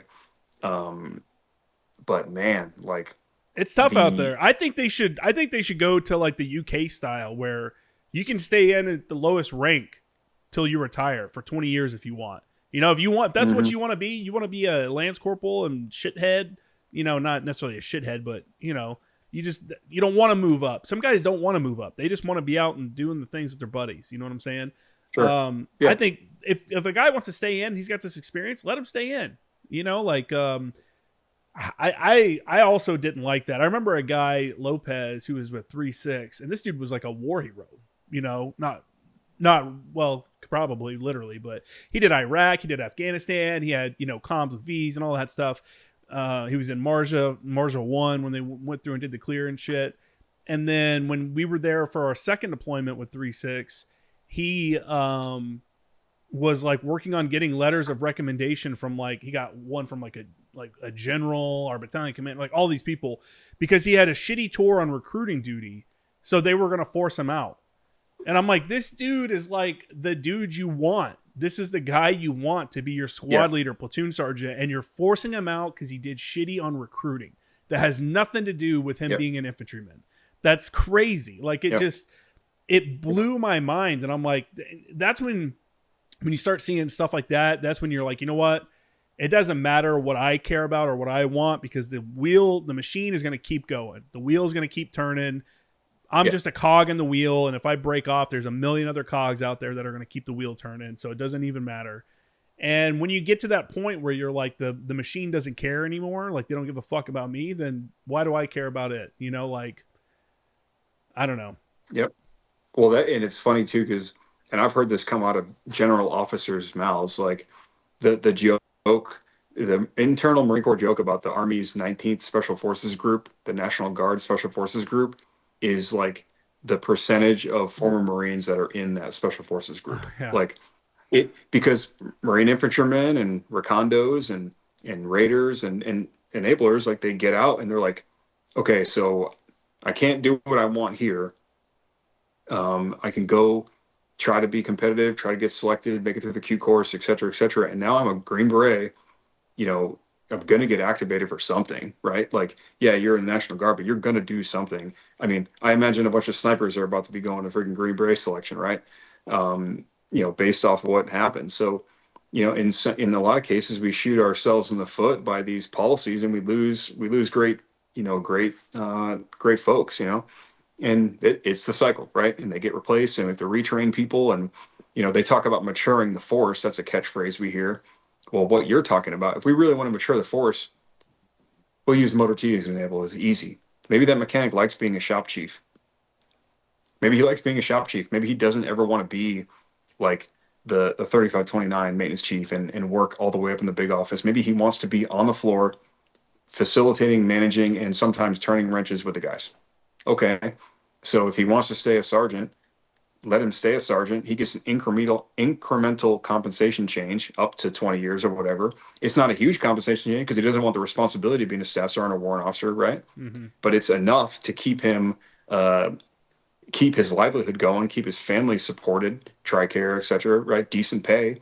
And he makes it to 20 years. 5 service stripe, E5, 20 years. Thank you for your service. You turned wrenches and were a shop chief, a warehouse chief, and an admin NCOIC, an infantry squad leader for freaking 20 years, right? Why not? I mean, like you said, the UK does that, right? Maybe in the Army, I'm not sure what branch, but it's possible. I bet other European nations do that. I think the UK, Canada, Australia, all those, you know, former colonies, I think they all do that. They all run, you know, they allow their dudes to stay in basically as long as they want to, you know, up until that retirement point. I used to tell people all the time, I was like, dude, if they would let me be a JTAC, I'll stay a staff sergeant the rest of my career. Like, this is all I want to do. Like, I enjoy it. It's a tough job, and having experience is making me a better, you know, be a better JTAC. And it's like, I don't know. I was in at a time where they were taking JTACs and you do 2 deployments or a couple of years as a JTAC, and then you get histed and get pulled to go be a recruiter. And then now you're a recruiter for 2.5 years or whatever, long enough where all your certifications are now canceled. None of all that experience you have is now gone. And now you're a salesman. And then when you come back to the fleet, if you wanted to be a JTAC again, you'd have to go all the way back through all this really expensive training and stuff. And it's like, what are we doing here? You're getting rid of like all this really good experience in these specialized jobs and shit. I don't know. It's frustrating, man, but it was not uncommon. I got out at 12 years, and I was like, not uncommon for an 0861 to do 12 years and be like, that's it for me, because I'm not getting anything back. You're asking so much of me. Hey, we got a field op. Hey, we got a field op. Hey, we got a deployment. Hey, we got this, we got that. And then when I ask for something, you don't want to give it to me, or, you know, I don't know. It's just, for me, one of the things too was that I was a JTAC. I got that specialty, and I would look at other staff sergeant 0861 fire support guys, that weren't JTACs, that weren't going to the field all the time, that weren't deploying as much because they didn't have that qualification. I mean, we're still making the same amount of money. But then I look over at the Air Force, and the Air Force JTACs are getting like $400 extra a month, depending on how long they've been a JTAC, because that experience was something that they need. You know what I'm saying? And it's like, that's the shit. That's why the best soldier is a former Marine. That's the phrase I used to hear all the time. The best soldier is a former Marine. That's why a lot of guys go over to the Army and do those special operations jobs, because they're tired of getting kicked around for nothing, and to go do training and then come back from a hard training exercise and get yelled at for having your hands in your pockets. You know what I'm saying? It's like, dude, fuck off. Yeah. So years ago on Camp Pendleton, there was a National Guard recruiting poster that would be the PX or whatever, and it literally said, sometimes the best soldier for the job is a Marine. Yeah. Contact your prior service recruiter here in Oceanside, right? Like, it was hilarious. I mean, it definitely does happen. I mean, I know of two former Marines who are now lieutenants in the Army Reserve or Army National Guard, and they're happy with what they're doing. They're platoon leaders now in the infantry, and they're getting after it, right? And they have a lot of good things to say. They say they draw from a lot of their experience as an NCO in the Marine Corps, but what if we could have retained them a few years ago? Where would they be now? I mean, they'd be almost retired at this point. They'd be Master Sergeant, First Sergeant, Chief Warrant Officer 3, right? They'd be a LDO, right? They'd be a Mustang Major, or whatever. They'd be a lot of different things. So you're not gonna retain them all, but we could definitely do a better job of retaining. I mean, hell, we don't even incentivize living in Okinawa, man. Like, we don't even advertise or incentivize. Like, it's like this rock that people talk about. Like, it's gorgeous over there, dude. Like, there's no crime. Like, your kids can walk around and do whatever. Like, it's a semi-tropical island. Like, I'm snorkeling with like Nemo fish, I mean, and that Okinawa tour is like a big barrier. If you ever talk to any monitor, ask them about sending staff and COs with families to Okinawa and how people get out of that shit. And I understand why people get out of it. Your wife has a career. You've got big ass dogs that can't go over there. Like, dogs are really integral parts of some people's family. Like, I get things like that. But I really think if we did a better job of advertising and incentivizing service over there, the monitors wouldn't have such problems fulfilling. And then we wouldn't have folks that hey, you can either go to Okinawa for 2 years or go to Okinawa for 3 years with your family, go to Okinawa unaccompanied for 2 years, obviously without your family, or you can get out. That's what people are being told. Yeah. But we don't do a good job. What if your spouse has some awareness of what it's like over in Okinawa? What if there was a better monetary incentive? What if there was a board promotion consideration just for serving in the Commandant's #1 area right now, right? The place that the National Defense Strategy has told us to focus on, right? The Indo-PACOM. Like, there's ways to get better about this, to retain people, to encourage people to serve in different areas. We just got to be creative with it. And sometimes you got to pay, right? Yeah. You probably got to pay. Did you ever go over there? No, I never made it to Oki. No, I wanted to, even just to go train and like check it out. But I had when I was a 210, I had two guys. I remember 2 staff sergeants in my shop. One had been to Okinawa already, and he was married to an Okinawan woman, and they were living in North Carolina. And then another guy who was married as well, and they were both JTACs, both staff sergeants, both new staff sergeants, I believe, and both had done one deployment. One of the guys, the guy without the Okinawan wife, got orders to Okinawa and was like, I don't want these. This isn't what I want to do. And the other dude was like, well, fuck, I'll take them. I'd like to go back to Okinawa with my Okinawan wife. Right. They call the monitor. I was here. I watched this happen. They call the monitor and they're like, hey, it's so-and-so, these are the orders for me. I would rather not do that. I got this guy here, same job, same MOS, same rank, experience. He's ready to take these orders. And the monitor told him, like, you can take them or get out. So the guy got out, and then they gave those orders to the other dude that he was trying to give them to anyways. So it's like you just lost a JTAC. You just lost an 0861 with experience because you're playing these fucking games. You know what I'm saying? Like, well, if he doesn't want to do it, I'm going to punish him for it. Like, he came with a solution. I would get it if a guy came and bitched and was like, I don't want to do it. that's one thing. But if I'm coming to you with a solution, like here's a, maybe there's something I don't understand. There's obviously a lot of shit that happens at headquarters Marine Corps that we're not privy to, don't understand, and stuff like that. But shit like that, when you see that, you're like, man, you just lost a dude that's had $1 million worth of training over some bullshit. So Yeah, for sure. Yeah, the that that I said this to Dave Armstrong on Moments in Leadership podcast, right? I said the Marine Corps is a service that prides itself off of decentralized command, right? But we have completely centralized the enlisted placement process, right? It's one dude, kind of calling the shots. And man, I wish there was a way that they would kind of separate that, or there'd be like some type of, I don't know, better. I don't know if it's a math equation or if it's a more incentivization. I'm not sure what it is, but yeah, I've watched that whole. I've watched guys have to go do 2-year unaccompanied tours overseas. Like 2 years is a long time in your kid's life. I did 10 years or 10 years. I did 10 months away. I had to send my family home from Okinawa early based off some family medical problems. And that fucking sucked, man. And I'll tell you right now, like that affected my kids, dude. It really did. So yeah, we got to get better about that. But yeah, man, there's always going to be room for progress, and yeah, again, it's interesting to watch it from here, you know, uh, being retired, being retired or being out, right, you get new priorities, right? I find it interesting, the Instagram thing keeps me kind of connected. I'm shifting towards keeping my business going for marksmanship instruction, but this is it's a saturated market out here trying to teach people. And honestly, a lot of folks in Texas don't think they need training because they grew up around guns. And I'm like, everyone who has that mentality, I guarantee you suck shooting, but whatever. Um, so yeah, it's interesting to watch, but um, I don't know if you were commandant for a day and you could make one change, what would it be? I think I've thought about this before, and I broke it down to like tactical, operational, and strategic level, right? At the tactical level, I'm going to give you three things, right? But at the tactical level, I would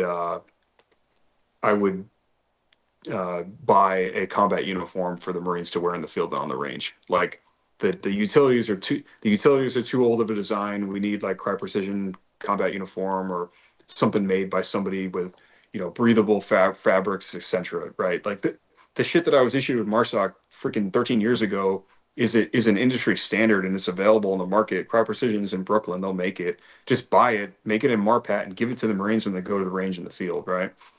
Operational level, it'd be all about the barracks, right? I call like operational, like quality of life level.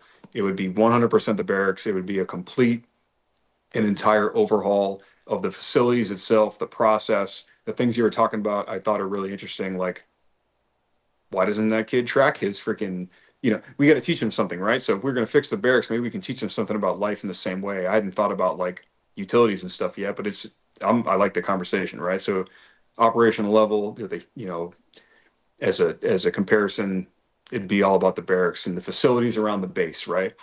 And then at the institutional level or like the strategic level, it'd probably be taking enlisted education and having it have some type of parity with officer education, right? Because it just isn't there.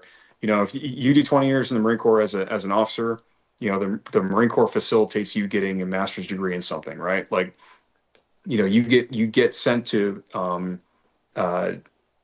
everyone, but good, high performing officers get sent to the School of Amphibious Warfare, right? And then um, you go to the Naval War College, or you get to go to the Air Force War College or whatever, and you get these degrees given to you. You get to take literally years off of leading people to go focus on yourself, right? As an officer, and it's ridiculous that the enlisted, like you got a senior enlisted advisor who's got 20 years in, any education he has, like any degree he has, he's used his tuition assistance and he's done that shit after work at Mm-hmm. 2 in the morning, right? After he put his kids to bed, right? Um, there are some opportunities for enlisted Marines to go degree completion program. There's a couple other things, right? But there's not any type of parity or quality or whatever. Like there's no way you can tell me that the enlisted education pipeline is preparing you once you make E8 and E9 to be on the same level of doctrinal information or really the same education level as your counterpart who you're supposed to be advising, right? Mm-hmm. And I don't know how you do it. Maybe it's a merit-based thing where maybe, maybe that gunner sergeant, staff sergeant wants to go to EWS, right? And he wants to sit in and learn that stuff alongside the captains. Like, that's a good thing, right? There's so many more enlisted folks than there are officers, but we've got to do a better job of, and making all that enlisted education transfer into something, right? A degree in organizational leadership, right? Or whatever it is, because it's just not there. Like, and you've seen it, man. You've seen friggin' E8s and E9s, both first sergeant, master gun, sergeant major, who are just not educated, man. Like, they made it all the way up. They've got they did the right SDAs, or they ran a 300 PFT and they just got promoted. And then all they can talk about in front of the whole squadron is like, clean your rooms, right? Or freaking, get ready for that ceremony. Or you've got the master gunner sergeant who all he cares about is the maintenance readiness report, right? Like, there's no other input except for that. If you even see the guy, right? That's a long answer to a three-part answer, but that's what I would do. That's what I would focus on if I were the, Commandant, Sergeant Major, Marine Corps team. Yeah, I would say, I mean, I guess their counter would be, well, you have PME, you have the corporal's course and sergeant's course and Lance Corporal Seminar now and all that stuff. And I will say, that's not it, and this is coming from someone that never went to PME. I made it to, because I was an 0861, you have that luxury of getting promoted without doing PME. So I never did it. And the only thing I feel like I missed out on was networking with PME. Everything else I heard from people, it was like basic leadership stuff. It was like naval letter format stuff. And that was really it. Like, the benefit I think I missed out on a lot was the networking. But you're right. I mean, education, it needs to be prioritized. I remember being like a junior Marine and going, hey, I'm going to do TA. I'm going to do tuition assistance and do some college. And then they're like, hey, you're going to Iraq. And I'm like, oh, well, I'm not going to have enough time to do college now. I'm getting ready for a deployment. And I had plenty of time. And I did that every deployment. Like, oh, I'm going to do TA. And then it was like, oh, you got this deployment. I'm like, oh, dang it. I'm not going to have time. And then when I finally decided to get out, I was 2 years out. I was like, all right, I'm getting out. I got 2 years. I'm on a MEU, time to crush some TA for real. I'm going to have plenty of time. Anybody that's been on ship knows you have plenty of time. And so I knocked out like 30 credits, while I was at the MEU. And it was just like, nice. I had captains that were like, fuck yeah, I'll sign off on it. Like, sign off. But you have some units where guys, well, he hasn't been to PME yet. He can't take this class. Well, has he been to PME because he's been afforded the opportunity, or because he's being a shitbag, or, you know what I'm saying? Like, let a dude take a college class. It was like, yeah. I don't know. You're right. I mean, I 100% would recommend everybody while they're in to be using their tuition assistance, for the simple fact that, let's say you decide to go to college when you get out. You want to do a 4-year degree or whatever. I got out. I had 30 credits done. And what I did also was that I went through Central Texas College, I think is the one that they offered here on base. I went through Central Texas College, and every class I took, I went on the articulation agreement for USC. And I was like, well, if USC will accept this class from Central Texas College, and basically any other school is going to accept it. And I only took classes that were going to be accepted by a 4-year university. So I made sure they were, because a lot of these schools are diploma mills. You can take bullshit classes and do half-ass work and you'll still get a degree out of it. So it's on you, like, how much work you want to do. I wanted to take quality stuff. So I did that, got out, had 30 units done or whatever, started school, and I graduated with my degree, and I still have a year's worth of benefits left because I took that time to do classes while I was in. And then when I got out and started doing classes, I took at once was 6 classes, which was too much. That's a lot. It was a little much. I did 5, and then I was like, all right, I'm going to try 6 next semester. And I was like, this is fucking miserable. But yeah, I don't know. Education's important. Not necessarily, it doesn't necessarily have to be a bachelor's degree or something like that. But like, I remember being a mechanic, and they said that there was some kind of trade program where you could go down to the education center and get hours signed off for the amount of work that you did. And there was something like you could get some kind of certification or something like that. You may know more about it. You became more of a senior guy. What is that? So so you've heard of it being ASC certified, right? Yeah. Yeah, so if you just Google ASC military certification, right, and that'll bring you to the homepage. And if you want to get into, essentially, it used to be your supervisor would like sign off and you'd submit it through the mail and all this stuff. I think it's a little more professional now. Um, so you can work towards getting that ASC military certification while you're in, right? And I think it probably is a combination of like online classes, theory of, I'm sure it has like air conditioning, combustion theory, et cetera, et cetera. Like you got to put the time in, but more than likely your time served while physically turning the wrenches, that somehow gets codified and submitted, right? But no, it's something you can do. I mean, um, and what I would say, I actually just sent it the other day to our mechanic down in Austin at 123, but I didn't research it enough. Maybe it's something I can make a post out of on my page at some point, because that's important. I mean, I got my associate's degree while I was in, and I almost got my bachelor's degree. I kind of got lazy at the end, and once I got promoted to first sergeant, I went like full bore first sergeant, man. I was on the range every day, freaking PT and the NCOs. Like, it was fun, man. I mean, I was a combat instructor still as a first sergeant. It was rad. What I was mean, we had that? What more was ammo that than like, though? I don't want to cut you off. Sorry, but what was it like to do that transition from gunny to first sergeant? That's a huge that's a that's a gr- huge jump. that's a really really good question. Like, so motor team maintenance gunnery sergeant with truck company, third Mar Div, Camp Hansen, Okinawa, right?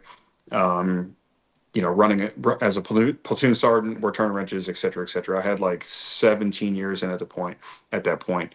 Um, I was putting ammo on my fitness reports for a long time. That's why I ended up staying a gunny for almost 5 years. At the last minute, I changed it back to F, got selected right away. I did exactly what people say not to do.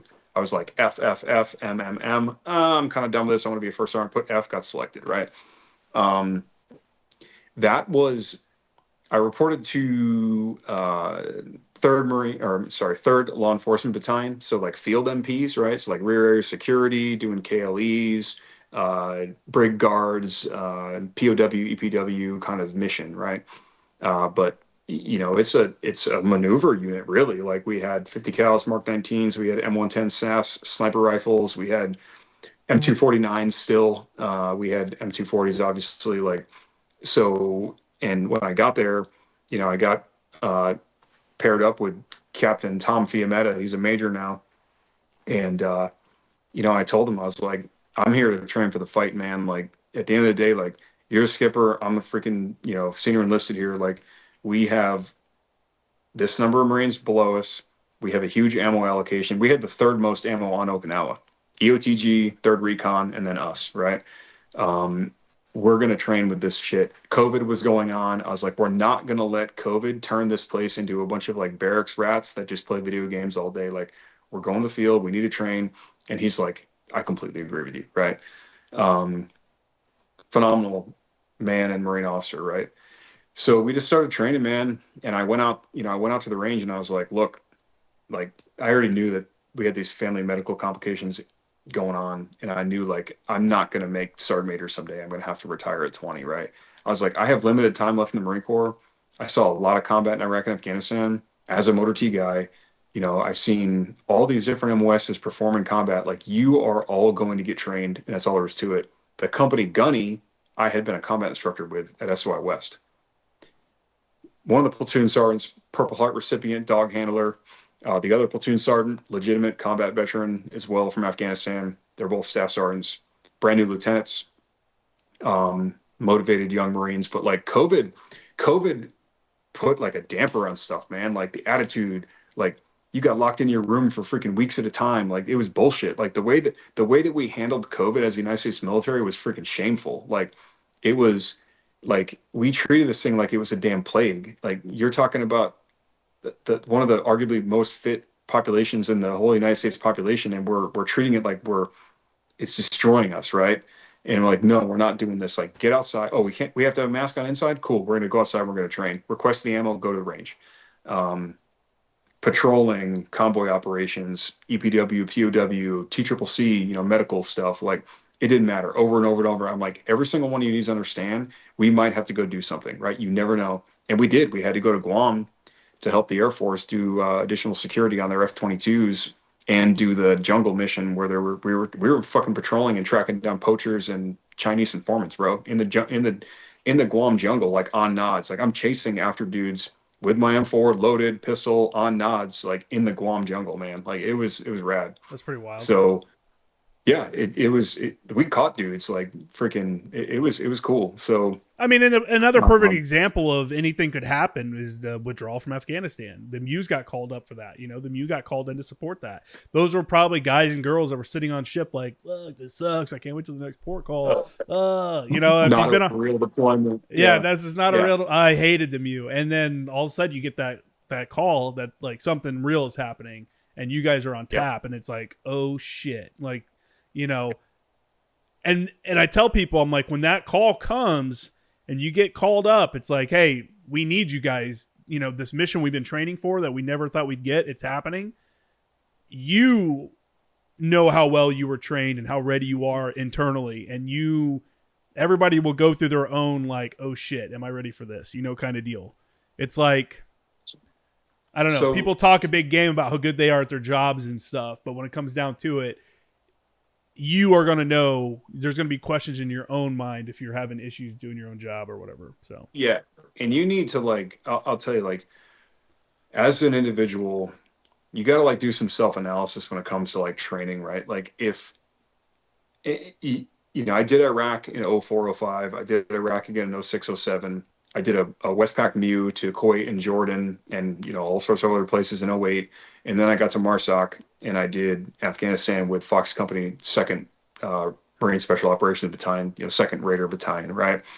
And the Iraq experience, I saw combat, mortars, rockets, IED strikes, small arms fire, but nothing like, you know what I'm talking about, right? Like nothing like really like troops in contact, yeah, yeah. engaging other people, like real wounded motherfuckers. Like Afghanistan was different. You know, my opinion about the Taliban is they would fight anybody, and I found that out real quick, right?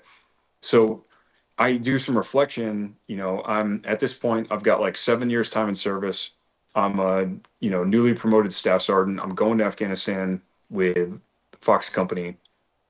2nd Raider Battalion back then was like a blue collar battalion, man. Like you had critical skills operators who could weld and fabricate. You had EOD techs who could freaking make things, right? Electrical work. You had other CSOs who were carpenters, right? I'm generally capable with a bunch of different things, right? But not really great at a lot of it. I mean, we were a unit that we like didn't even need CBs, man. As much as I love the CBs, we didn't have to call them because we could do it all our own, right?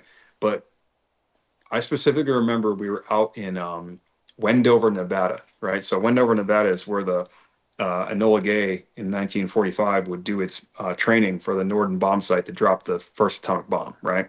So we're out there doing some training, and we were doing a combat marksmanship range, super simple stuff that the MLG and the wing does, right? But it's we're Raider Battalion. I remember the drill was like 2 rounds on paper, bolt lock, take a knee, reload, 2 rounds on paper, stand and assess your target, right? Very, very simple drill. And it's all the S4 of Fox Company. First sergeant's out there, he's an old machine gunner, and the master sergeant is out there, old Recondo, right? Stand by, contact, press, drop the knee, reload, press, stand up, assess. Because I've been taught that shit by the EOD team on the MEU years before, right? And I'd done the drills, I'd gone to the armory, I've drawn my own weapon, I'm generally interested in training. And I remember the master sergeant and the first sergeant, right? They were looking at me and they're like, "So you know what you're doing?" I'm like, "Yeah, did Iraq. I did a couple MEUs and stuff. Like I've been training for a long time. I've been in for 7 years." And they're like, "Roger." I start turning wrenches for the teams and keep training, and generally built trust with the teams. To by the time we got to Afghanistan, I was rolling out the wire as a provisional rifleman with them, man. Like straight up, like on the mission card, 0321, 0321, 0321, 35, 29, 0321, right? And it just, you gain the trust. Now, I didn't have to be out there. I wanted to. I wanted to go get some, man. Like, I really did, and it came. But it wasn't just like provisional rifleman stuff. Like you're out there doing convoy operations or mounted patrol operations on motorcycles, right? Side by side ATVs, regular traditional style ATVs. Like I'd bring tools out. I'd be the on-site mechanic, right? Mm-hmm. We'd have to go out there sometimes do like census patrols where you get remember the bat system for the eyes, Yeah. right? Yeah. We're collecting information. We're what was this saying? To gain atmospherics and map human terrain, right? There's all those things that like we would go out there and do, and we would get in gunfights, man. And it's like, I'm there as a mechanic staff sergeant, and I'm engaging other humans, man. And this is after 7 years in the Marine Corps. I had been consistently training for that 7 years. I could dis and ass functions check and hot barrel procedures with all the crew serve weapons to include the Mark 19, right? I knew how to apply a tourniquet, manage a massive hemorrhage, the whole March P, acronym. I could read a map. I had to shoot a azimuth with a compass in dense fog on a motorcycle to get myself back when I got separated from my element, right? I had to use a compass again to shoot an azimuth for a sniper on a rooftop because we were getting information from equipment that I won't talk about right now, right? He asked for the azimuth, I shot the azimuth, and he engaged. Like, I mean, and all of the things I'm talking about right now, crew serve weapons, rifle, map and compass, radio comms, it's all basics, right? There's nothing sexy about that. That's all 0300 basic skills taught in MCT, right? I used every single thing I learned in MCT, except I didn't shoot a rocket at anybody and I didn't throw a hand grenade at anybody. Everything else I used, man. Like, literally every single other TNR task, I never placed a claymore. That's about it, right? Hmm. So, but in Afghanistan, man, I don't know how your experience was, but the Taliban would come out and fight, bro. Like they didn't care. Like they would come out and fight, and sometimes we teach them a lesson, man. 8211 team 8211, they freaking smoked some dudes so quick that the Taliban got on the net and called back to Daddy Taliban in Pakistan and said, "Do not fight the Marines with beards and the skull patch in Bala McGraw. They will track you down and kill you." Hell Like, yeah. yeah, That's so what you want, right?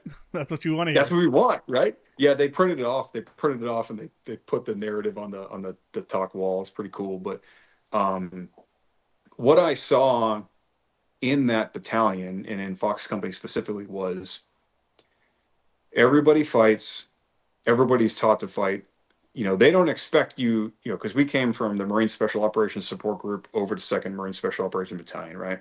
And they would say, we don't expect the support group to supply us with shooters. We want good mechanics. We'll make you into it. We'll teach you the warfighting skills, man. And, I don't really talk about it much, but like my fitness reports and my personal awards from that deployment specifically talk about that stuff, right? Like this is a combat service support Marine who is performing directly in combat against an armed enemy engaging, right? Like, and if I fully believe if I had not trained my, body and mind via a lot of reading, right? I wouldn't have been that prepared for that deployment, right? Get a tick, immediately react. What's the old acronym, the non-doctrinal acronym, return fire, take cover, return accurate fire, right? Like that kind of stuff. If you didn't practice that stuff, or at least and read about it, right? And do immediate action drills and stuff, people aren't just going to perform without the training, but sometimes you got to kind of get it in on your own, I mean, there were times where I'd get to the roof first. I'd be the first person on the roof, and we're taking accurate fire. And you know what you got to do? Grab that 240, load it, make ready, and get after it. I had a buddy who was a mechanic who also went over to Marsoc and got to do a lot of that as well. He got where I can't remember where exactly they were deployed to. It was in Afghanistan, but he was like the team mechanic for them and a Green Beret team. There was a Green Beret team there that didn't have their own mechanic. So he's like, yeah, I was a mechanic / mortarman / machine gunner / he's like, I just had whatever job they needed to be filled. I was doing it. And I was like, that's badass, man. That's pretty cool as a mechanic at the time. I was a mechanic at the time. I'm like, that sounds fucking awesome. You know, like if I have Yeah. to be a mechanic, I want to be one at Marsoc, I guess. And like that whole MOS field, man, when I went to my motor transport maintenance chiefs course in 2014, so staff sergeants and gunnies, right? We had one day that we wore service Charlies. We walk in, I was like the last guy to show up. We walk in, you look at everybody sitting there in Charlies, and I'm like, holy shit. Bronze Star with V, two Purple Hearts. That dude's got a NAM V and a Com V, two combat action ribbons, like almost everybody. And at the bare minimum, Iraq campaign medal, Afghan campaign medal, like almost every single person, right? And you look at the community, and you're like, oh, who are you with? Like, oh, I was with Victor 35, right? Oh, I was with 210. I was with 311, 511. First Anglo-Co, right? For Anglo-Co was another one. In the early days, the dudes I knew, Anglo-Co was really good about throwing the mechanics in the trucks too, to have on-site maintenance when they were out and about doing their thing, right? And it's just one of those MOS fields where your job, or your battalion rather, or your major subordinate command, wing, MLG, division, MARSOC, your job's gonna change a lot, right? But um, I mean, there were days in Afghanistan where I would be turning wrenches throughout the day, and we would be in 4 to 5 firefights in the day. Like, you'd stop what you're doing, take cover real quick, get your gear, get to the roof or get to the wall, and fight back. Um, and like you said about your buddy, I'm also operating heavy equipment, building fighting positions with the Bobcat, digging trench lines, right? Fixing the generators for the Army because we don't have a generator mechanic on site. And I'm like opening the generator up, like it's like white gear from Halliburton, right? And I'm like, all right, let's figure this out, right? Yeah, yeah. It's being resourceful, and that's where I like to talk about the difference between being a support guy and being an enabler, right? You can have the support guy mentality, which is green bean coffee and freaking salsa night, the MWR. Like, I only do this, and that's all that's ever gonna happen to me. Or you can be an enabler, and you can enable the main effort, right? And sometimes you're gonna participate in some of the main effort stuff. I mean, Mm-hmm. I was in some engagements over there where we had wounded people, and I had a SARC, recon corpsman, and I had to drag a JTAC off the road under fire. He weighed like 300 pounds with his gear on, man. And then we had to carry him about 700 meters to the pickup, the Kazabak pickup site, and we didn't have a litter. Like, four of us carried that dude wounded with no litter for like 700 meters, and they had to run him out there to the Army freaking dust off bird, get him up in there, run back, and this is like active tick happening, right? So you better be in shape, right? Like, you better be ready for that type of stuff. Like, because experiences may vary, right? I mean, I For could have. sure. I almost didn't go to MARSOC, man. But I was thinking about going to be a drill instructor in 2007. I Ugh. really was. Ugh. Yeah, for the wrong reasons too. I just wanted to go haze kids, right? I'm going to go wear kids out, wear the freaking hat, right? And one of my mentors, Master Guns Ryan Hendricks, he told me, he's like, hey man, those Force Recon guys from last MU, they're talking about this MARSOC thing. They need mechanics. So I freaking called the monitor, got orders to MARSOC, and Way better left choice. MARSOC. Way better. Went, oh, it was awesome. I got to go to Army Airborne School and stuff. It was cool. Yeah. Work with the Green Berets and stuff in Afghanistan. It was rad. Um, I leave MARSOC, I go to the wing, which is like, whoa, kind of a big disparity, right? It worked out perfectly, man. I trained those dudes the entire time I was there. I had all that 120,000 rounds of green tip, hand grenades. It was funny, like, we had the 1014 shotgun, right? And I'm like, okay, we're going to take those out. They sent the ammo request up and it got denied. I'm like, what? I know the G4 ammo chief. I called Tommy Russell up. I'm like, Tommy, you denied my 12 gauge request. He's like, oh, that's you. I hear him on the computer. He approves it right there. I get 12 gauge for the freaking Marines, right? And Why would he have denied it in the first place? because probably the S4 didn't put like a good He's probably like, who's this justification. unit? Yeah. Yeah, exactly. It was, That's yeah. that's the bureaucracy though that slows down training and stops good training, right? Because that's a step. Mm-hmm, Like, oh, mm-hmm. what if you would have been like, shit, we got denied? Well, I guess we're not doing that, guys. You know what I'm saying? Yeah, Like, exactly. that's right there is Yeah. another red tape. Yeah. Yeah. And then, after the wing, I was like, I got all this combat experience as an enabler. Like, I guess I should just go to SOI West. I should go be a combat instructor. And like, sometimes you can't take no for an answer with things, man, because if something doesn't sound right, you need to take it a step further. Like I go and I'm like, I talk to our career planner. I want to go be a combat instructor. They're like, oh, they're not taking non-infantrymen. I'm like, there's no fucking way. There's no fucking way that the entire. I'm like, I had two out of four of my combat instructors were non-infantry. They take non-infantry women, obviously on the East Coast back then, Mm-hmm. not on the West Coast yet. But I'm like, there's no way. I do some more research. I call around. I call our monitor. I call the motor team monitor, and I'm like, hey, I've been going, you know, six gear for 12 years now. I'm in zone for Gunny. I need to go do a special duty assignment for consideration later on my career.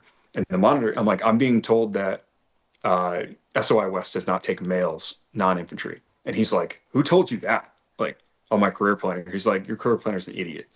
I got the number, to the SOI monitor, put a naval message in, and literally 2 days later, I got orders to SOI West for combat instructor school, right? Go do combat instructor. Yeah, I'm a gunny at this point. I got selected for gunny. They make me the company gunny at Kilo Company, then Hotel Company, and then I get moved over to combat instructor school to make combat instructors, right? And I got to run the regimental shooting team and go compete in division matches, and earn those the different badges that I have. Yeah, I was gonna And ask about that. Yeah. yeah, so we won the West Coast pistol team match one year, and I got rifle bronze out there and continued to compete in Okinawa. But it was just this whole long line of like, I'm going to do what the Marine Corps tells me to do, right? They made me a company gunny multiple times, and I didn't want to be one, right? But I'd get back into motor T and then get pulled back out. And I remember one time I was talking to a captain, he was a Mustang too.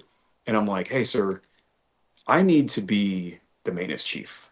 There's this entire squadron, you've got to find somebody else to be this, company gunny. Like, we just don't trust anybody else to do it. And I fucking went back and forth with this damn captain, and he's a good dude.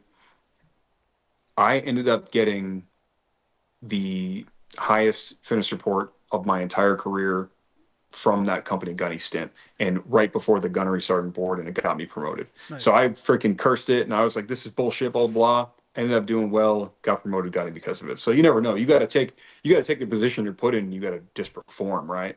Yeah, Take I care of mean, the folks. I've said it multiple times on the show. You got to take your own career into your hands. Nobody cares about your career more than you Yeah. do. So if there's something you want to do, and someone says no, don't take that as the ultimate roadblock. Like, find out, why is he saying no? Is he right? Is that correct? Yep. I remember Yep. all the way back to when I was a mechanic and I was working on that ITV. There was two test phases. I did the first one, and we went to like 29 Palms, we went to Bridgeport, and obviously all around North Carolina. Came back, and then I was at work one day being miserable at 2nd Maintenance Battalion, and I saw one of the ITVs drive by, and I was like, oh shit, I think they're back. And I'm like going around, I'm looking for them. I'm like, where are these things? And I'm like, you know what? I bet they're over at 10th Marine. So one day during lunch, I drove over there and found out where they were, walked up, and the same guys that were working on it before, the Major Swope was one of them, the civilian contractors, because it was a test team. They were all the same guys. So I showed back up, and they're like, what's up? Are you here to work on these? And I'm like, dude, I will totally come back. Like, please. They're like, we'll put in a by name request for you. And I'm like, fuck yeah. I go back to my unit, and they're like, no, you're not going over there for that. So-and-so has already been selected. He's going. And he doesn't even want to go, but he's going to go anyways. And I'm like, what? Like, this is bullshit. And then one of the guys was like, one of the sergeants was like, I know the guy running that program, and you really don't want to get in on it. And I'm like, who the fuck? I was on the program. I know everybody over there. Like, you don't know anybody, dude. And I ended up contacting that major again, and he did the by name request and had me pulled over. And had I just been like, well, so-and-so's doing it, I'm not going to do it, then I would have never had that opportunity. I got to go to Alaska. I got to go back to 29 Palms, which, could be good or bad. But, I got to do all these really awesome things. But it was only because I knew that I had to take my own career into my hands. At some point, right, I can't be led around by the hand by my corporals and sergeants and shit. Like, at some point, I gotta take an interest in my own career. So that's just good general advice. Like, A closed mouth doesn't get fed. If you don't tell me you need something, then I don't know you need it. You know what I'm saying? Or you want to do something. If you never told me you want to go to this school, then I didn't know you wanted to go to it. So of course you're never going to go to it. Yeah, it's also a good because you asked about the transition from Gunny to first sergeant, right? Don't think that box, like in a lot of ways, the 8999s, the first sergeant major MOS, like especially when like you and I came in, the leadership we saw from the mid 90s, right, going through, they put themselves in a box, right, and it's like admin and legal, right, and I don't understand why, because you talk to any of these company commanders that have written books about Fallujah, or really even all the way back to Vietnam, they always talk about how their first sergeant was their senior advisor being there for them what they need. Like, and this applies to master sergeant too. Being a master sergeant doesn't mean you need to be only like in the operations office, right? Like, you are not put inside a box. Like, the box parameters are what you make of it, right? Yeah. You know, top and first sergeant, right, don't need to be meshing into each other's stuff if you've got both in your company, but you can take the promotion and you can make it your own, right? And I really did. Like, trust me, there were plenty of people who asked me, like, why are you out there training with the Marines like that? Like, and I'd give them a freaking, like, the unapproving emoji face, like the flat eyes and the flat mouth, right? And I'd be like, did you really just ask me why I'm out there leading troops, right? Like, somebody has to teach these. Yeah, somebody has to advise the company commander, right? Mm-hmm. Somebody has to be the senior enlisted presence, like, example. And to be honest with you, in the Marine Corps right now, there's a lot of folks who don't know how to conduct training, man. Like, because they were never taught. They were never taught. They never ask questions either. Yeah, they haven't. Yeah, they never asked questions. They were never taught. They were never put in that position. You got people who are actively dodging, going to get RSO and OIC qualified so they can facilitate training. People who are content to show up at 8:30 in the morning, or I guess 8, to run the morning report, and then leave by 1600 and make sure that the sergeants close the shop up. Never PT with the Marines. Never participate in any type of training outside that compound. There's a lot of folks that exist like that, man. And that's the garrison cult, like I talk about. If you're getting promoted to first sergeant or master sergeant right now, you can make it yours. You can make it however you want it to be, because I know that the majority of people are going to fulfill the obligations of their billet description in their MOS, right? They're going to do it. Like, you've made master sergeant, you're a really good administrator at this point. You know what I mean? You're a really good mechanic, or at least maintenance manager at this point. You are a really good crew chief, or whatever it is. If you made first sergeant, like, you did something right. That's a 22% selection rate, man. Like, it's not easy to get promoted to that rank. Like, you did something else prior in your career. You probably did an SDA that you can draw some type of experience from, right? Take it, tier it towards your unit. Like, and I will say this: if you're a first sergeant and you're not embracing your unit's mission statement, you're wrong, right? Like, you need to look at the mission statement of that unit, and you need to tier your leadership, your advising, your mentoring towards what that job does. Like, okay, you used to be an aviation ordnanceman, but now you're in an infantry rifle company. You better understand, like, locate, close, and destroy the enemy, and be able to speak towards that. Because if you're the first sergeant in an infantry company, you're probably going to be the mass CAS coordinator, right? You're probably going to go on patrol. Skipper is going to be somewhere in the patrol, and you're going to be somewhere else, right? You need to understand the fact that you're going to have a company gunnery sergeant who's the, lead 0369. Maybe in the future that might be a master sergeant, right? And be able to have a good relationship with that senior MOS advisor to be able to enable the company commander to make good decisions. But you can make it your own. Like, I mean, how many times have you seen, like, I personally know multiple master sergeants and chief warrant officer 3s that still teach McMap, like legitimate McMap, like fight their students. I know dudes that go out there and teach marksmanship, and it doesn't even have to be something that's like a Marine Corps thing. Like, I know dudes that are damn near millionaires because they're so good with their money, and they do, like, financial management mentorship as, like, a part of their leadership as a senior enlisted advisor. They just do it because why not, right? Why not spread the message? Sure. That's just one. Real estate's another good one too, right? College. I know there's a first sergeant in the Marine Corps who's got his PhD right now. I think his last name's Flores. He's got a social media presence, right? I mean, I guarantee you that guy can tier it a little bit and at least at the bare minimum show how to leverage TA, what schools to go to, et cetera, right? So that's my biggest advice. Like, don't think you got to fit inside the diamond or the cross rifles only means that you only do your job. You can do more with it. You can do what you want with it, as long as the mission is getting accomplished, A lot of people would probably be surprised by how much better morale would be with just a little bit of presence. Just be there. There was nothing.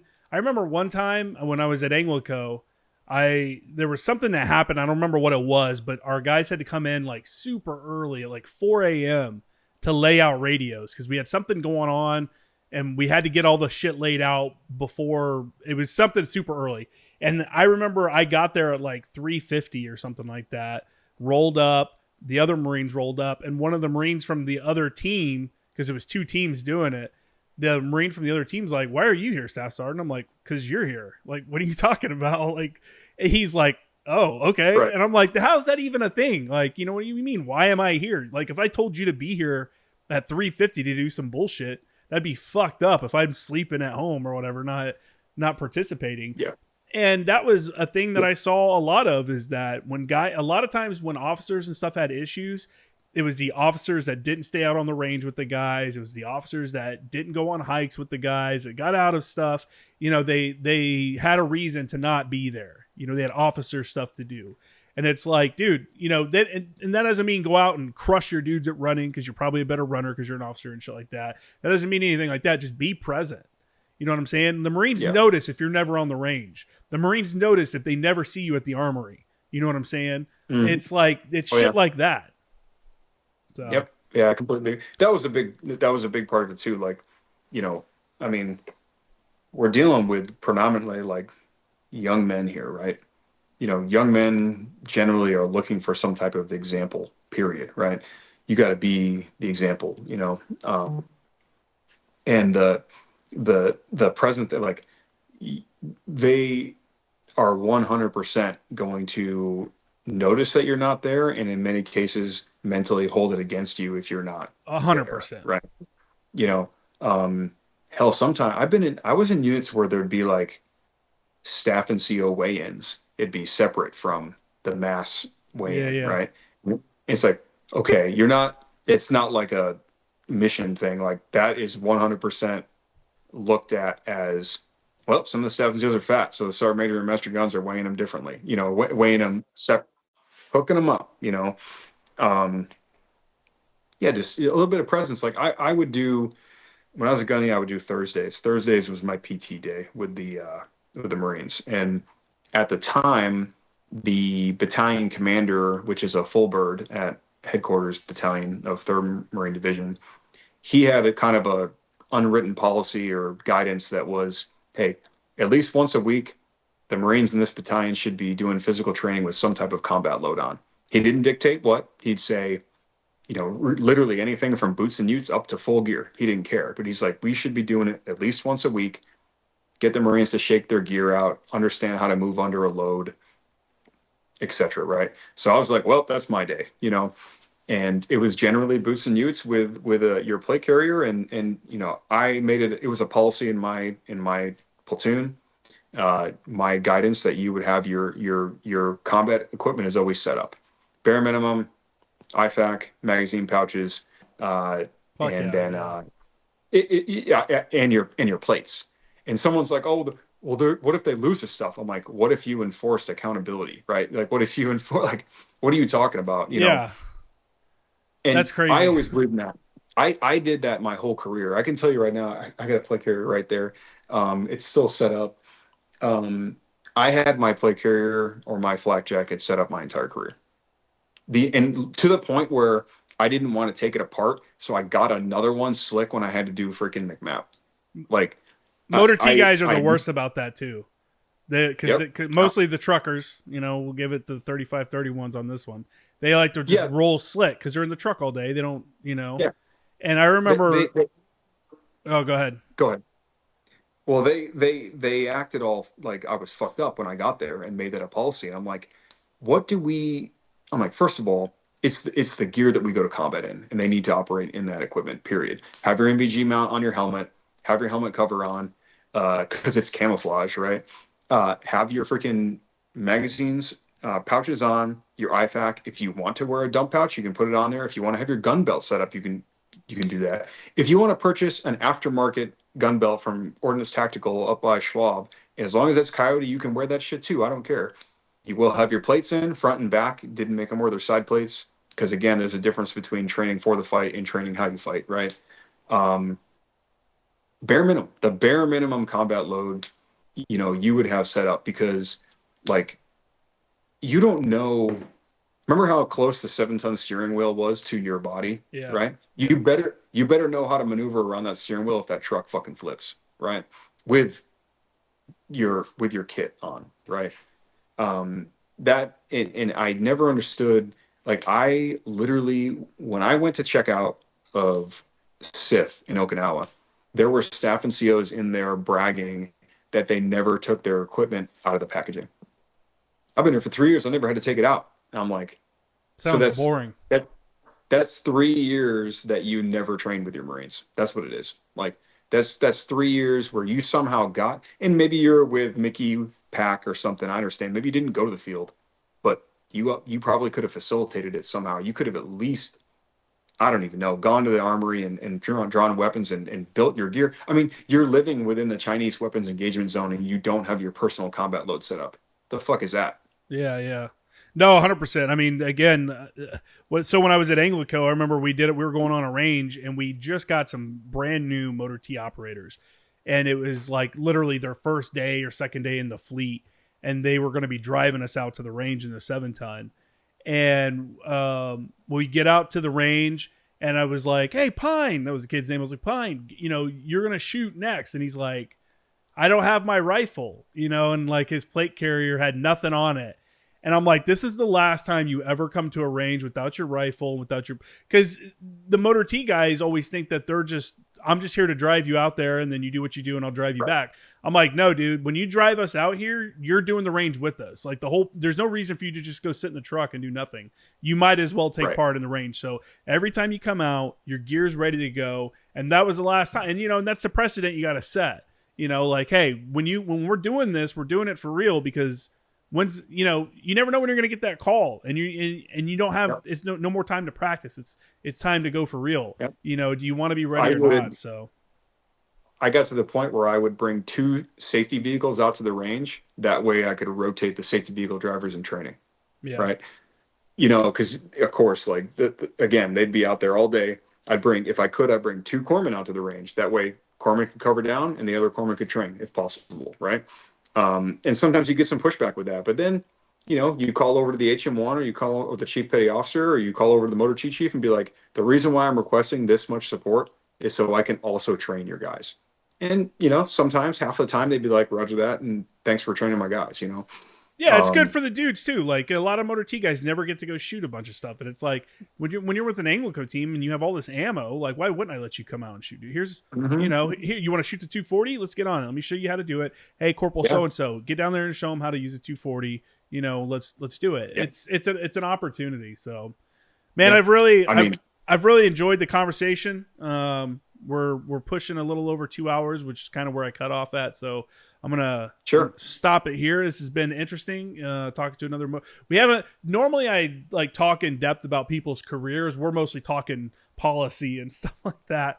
But it's cool. It's cool to talk to another like former Motor T guy, because you understand how much it sucks. Or I mean, if you wanted to do it, some people enjoy it. I just didn't. I didn't really like it. I did learn a lot though. I will say, just like you mentioned before, like grow where you're planted kind of deal. I didn't want to be a mechanic. I hated being a mechanic, but I learned a lot, and I've saved probably thousands of dollars being able to work on my own stuff.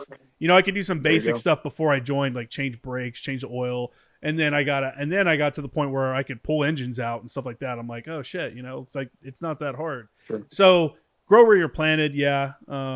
But I appreciate you coming on, talking about your experience and stuff like that. Can you want to throw out your social media and anything else you want to plug?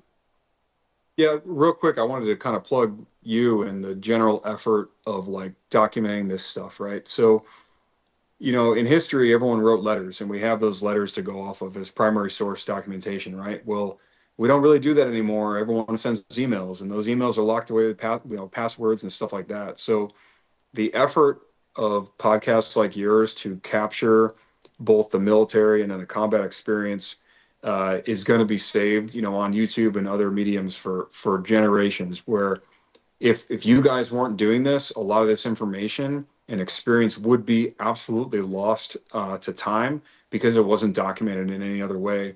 And a lot of units don't do a very good job with their command chronologies, right? Yeah. They half-ass that stuff. So thank you for doing this. At some point, my great grandkids or something are going to, be appreciative of it. Folks like you and Dave Armstrong, Moments in Leadership, and the American Veterans Center, and everybody else that's doing this stuff, it's really, really worth it. And I think maybe in a generation or so, we're going to really realize how worth it was when we can go back and like listen to the GWAT experience or the military experience in this time. So, but yeah, my social media is at Constellation Group 138 on IG. We also just started Constellation Group _ Defense for the marksmanship side, the training side of things. And then I'll plug Patrol Base Abate, nonprofit for all veterans. I've been involved with them since I was the original Austin chapter captain. They're a phenomenal all-veteran group. All you have to do is have raised your right hand. It doesn't matter what you did, where you served. It's a home base for everybody. So check them out at PB Abate on Instagram. Yeah, for sure. Major Schumer's been on a couple times and has talked about that. I need to have him come back on and see what he's up to nowadays. I think he just left 3-5 if I'm correct. He did. Yeah, he was a real pusher of that stuff. People should definitely check that out. Yeah, man, I like doing the podcast. I think I've told, when I first started and people weren't sure if they wanted to come on, I always said, I'm like, you got to think like this is an opportunity to record your story so that, like you said, your great grandkids could listen to you talk about what you did. It's not written in a history book and a little blurb about whatever operation or whatever, a general idea. You can hear from the person, what they were thinking, what they were feeling, in these different experiences. And the military is such a diverse group of people from all over the country and all over the world. And they've been all over the country and they've been all over the world on deployments and training and just, I don't know. It's a shame that more stories aren't recorded. And, yeah, that's kind of why I do it, man. I really think it's a good opportunity. Like I said, just to keep those stories alive, because a lot of people have done so much stuff that people don't even realize, and Right. then you'll never hear about them. There'll never be a history book about them. None of that. And I've been lucky enough to have some of those people that have done extraordinary things come on here and talk about them. And it's like, man, if I just saw you walking down the street, I would never know that was you. You're that guy. But man, it's truly my honor. I really appreciate it. I really appreciate the people that keep tuning in. It's been last year was cool. I hit 1.5 million views and it's been, really exciting and stuff like that. Wow. Keep checking my stuff out. Former Action Guys, Former Action News on Instagram. My website's jkramergraphics.com. And that's it, man. I really appreciate it.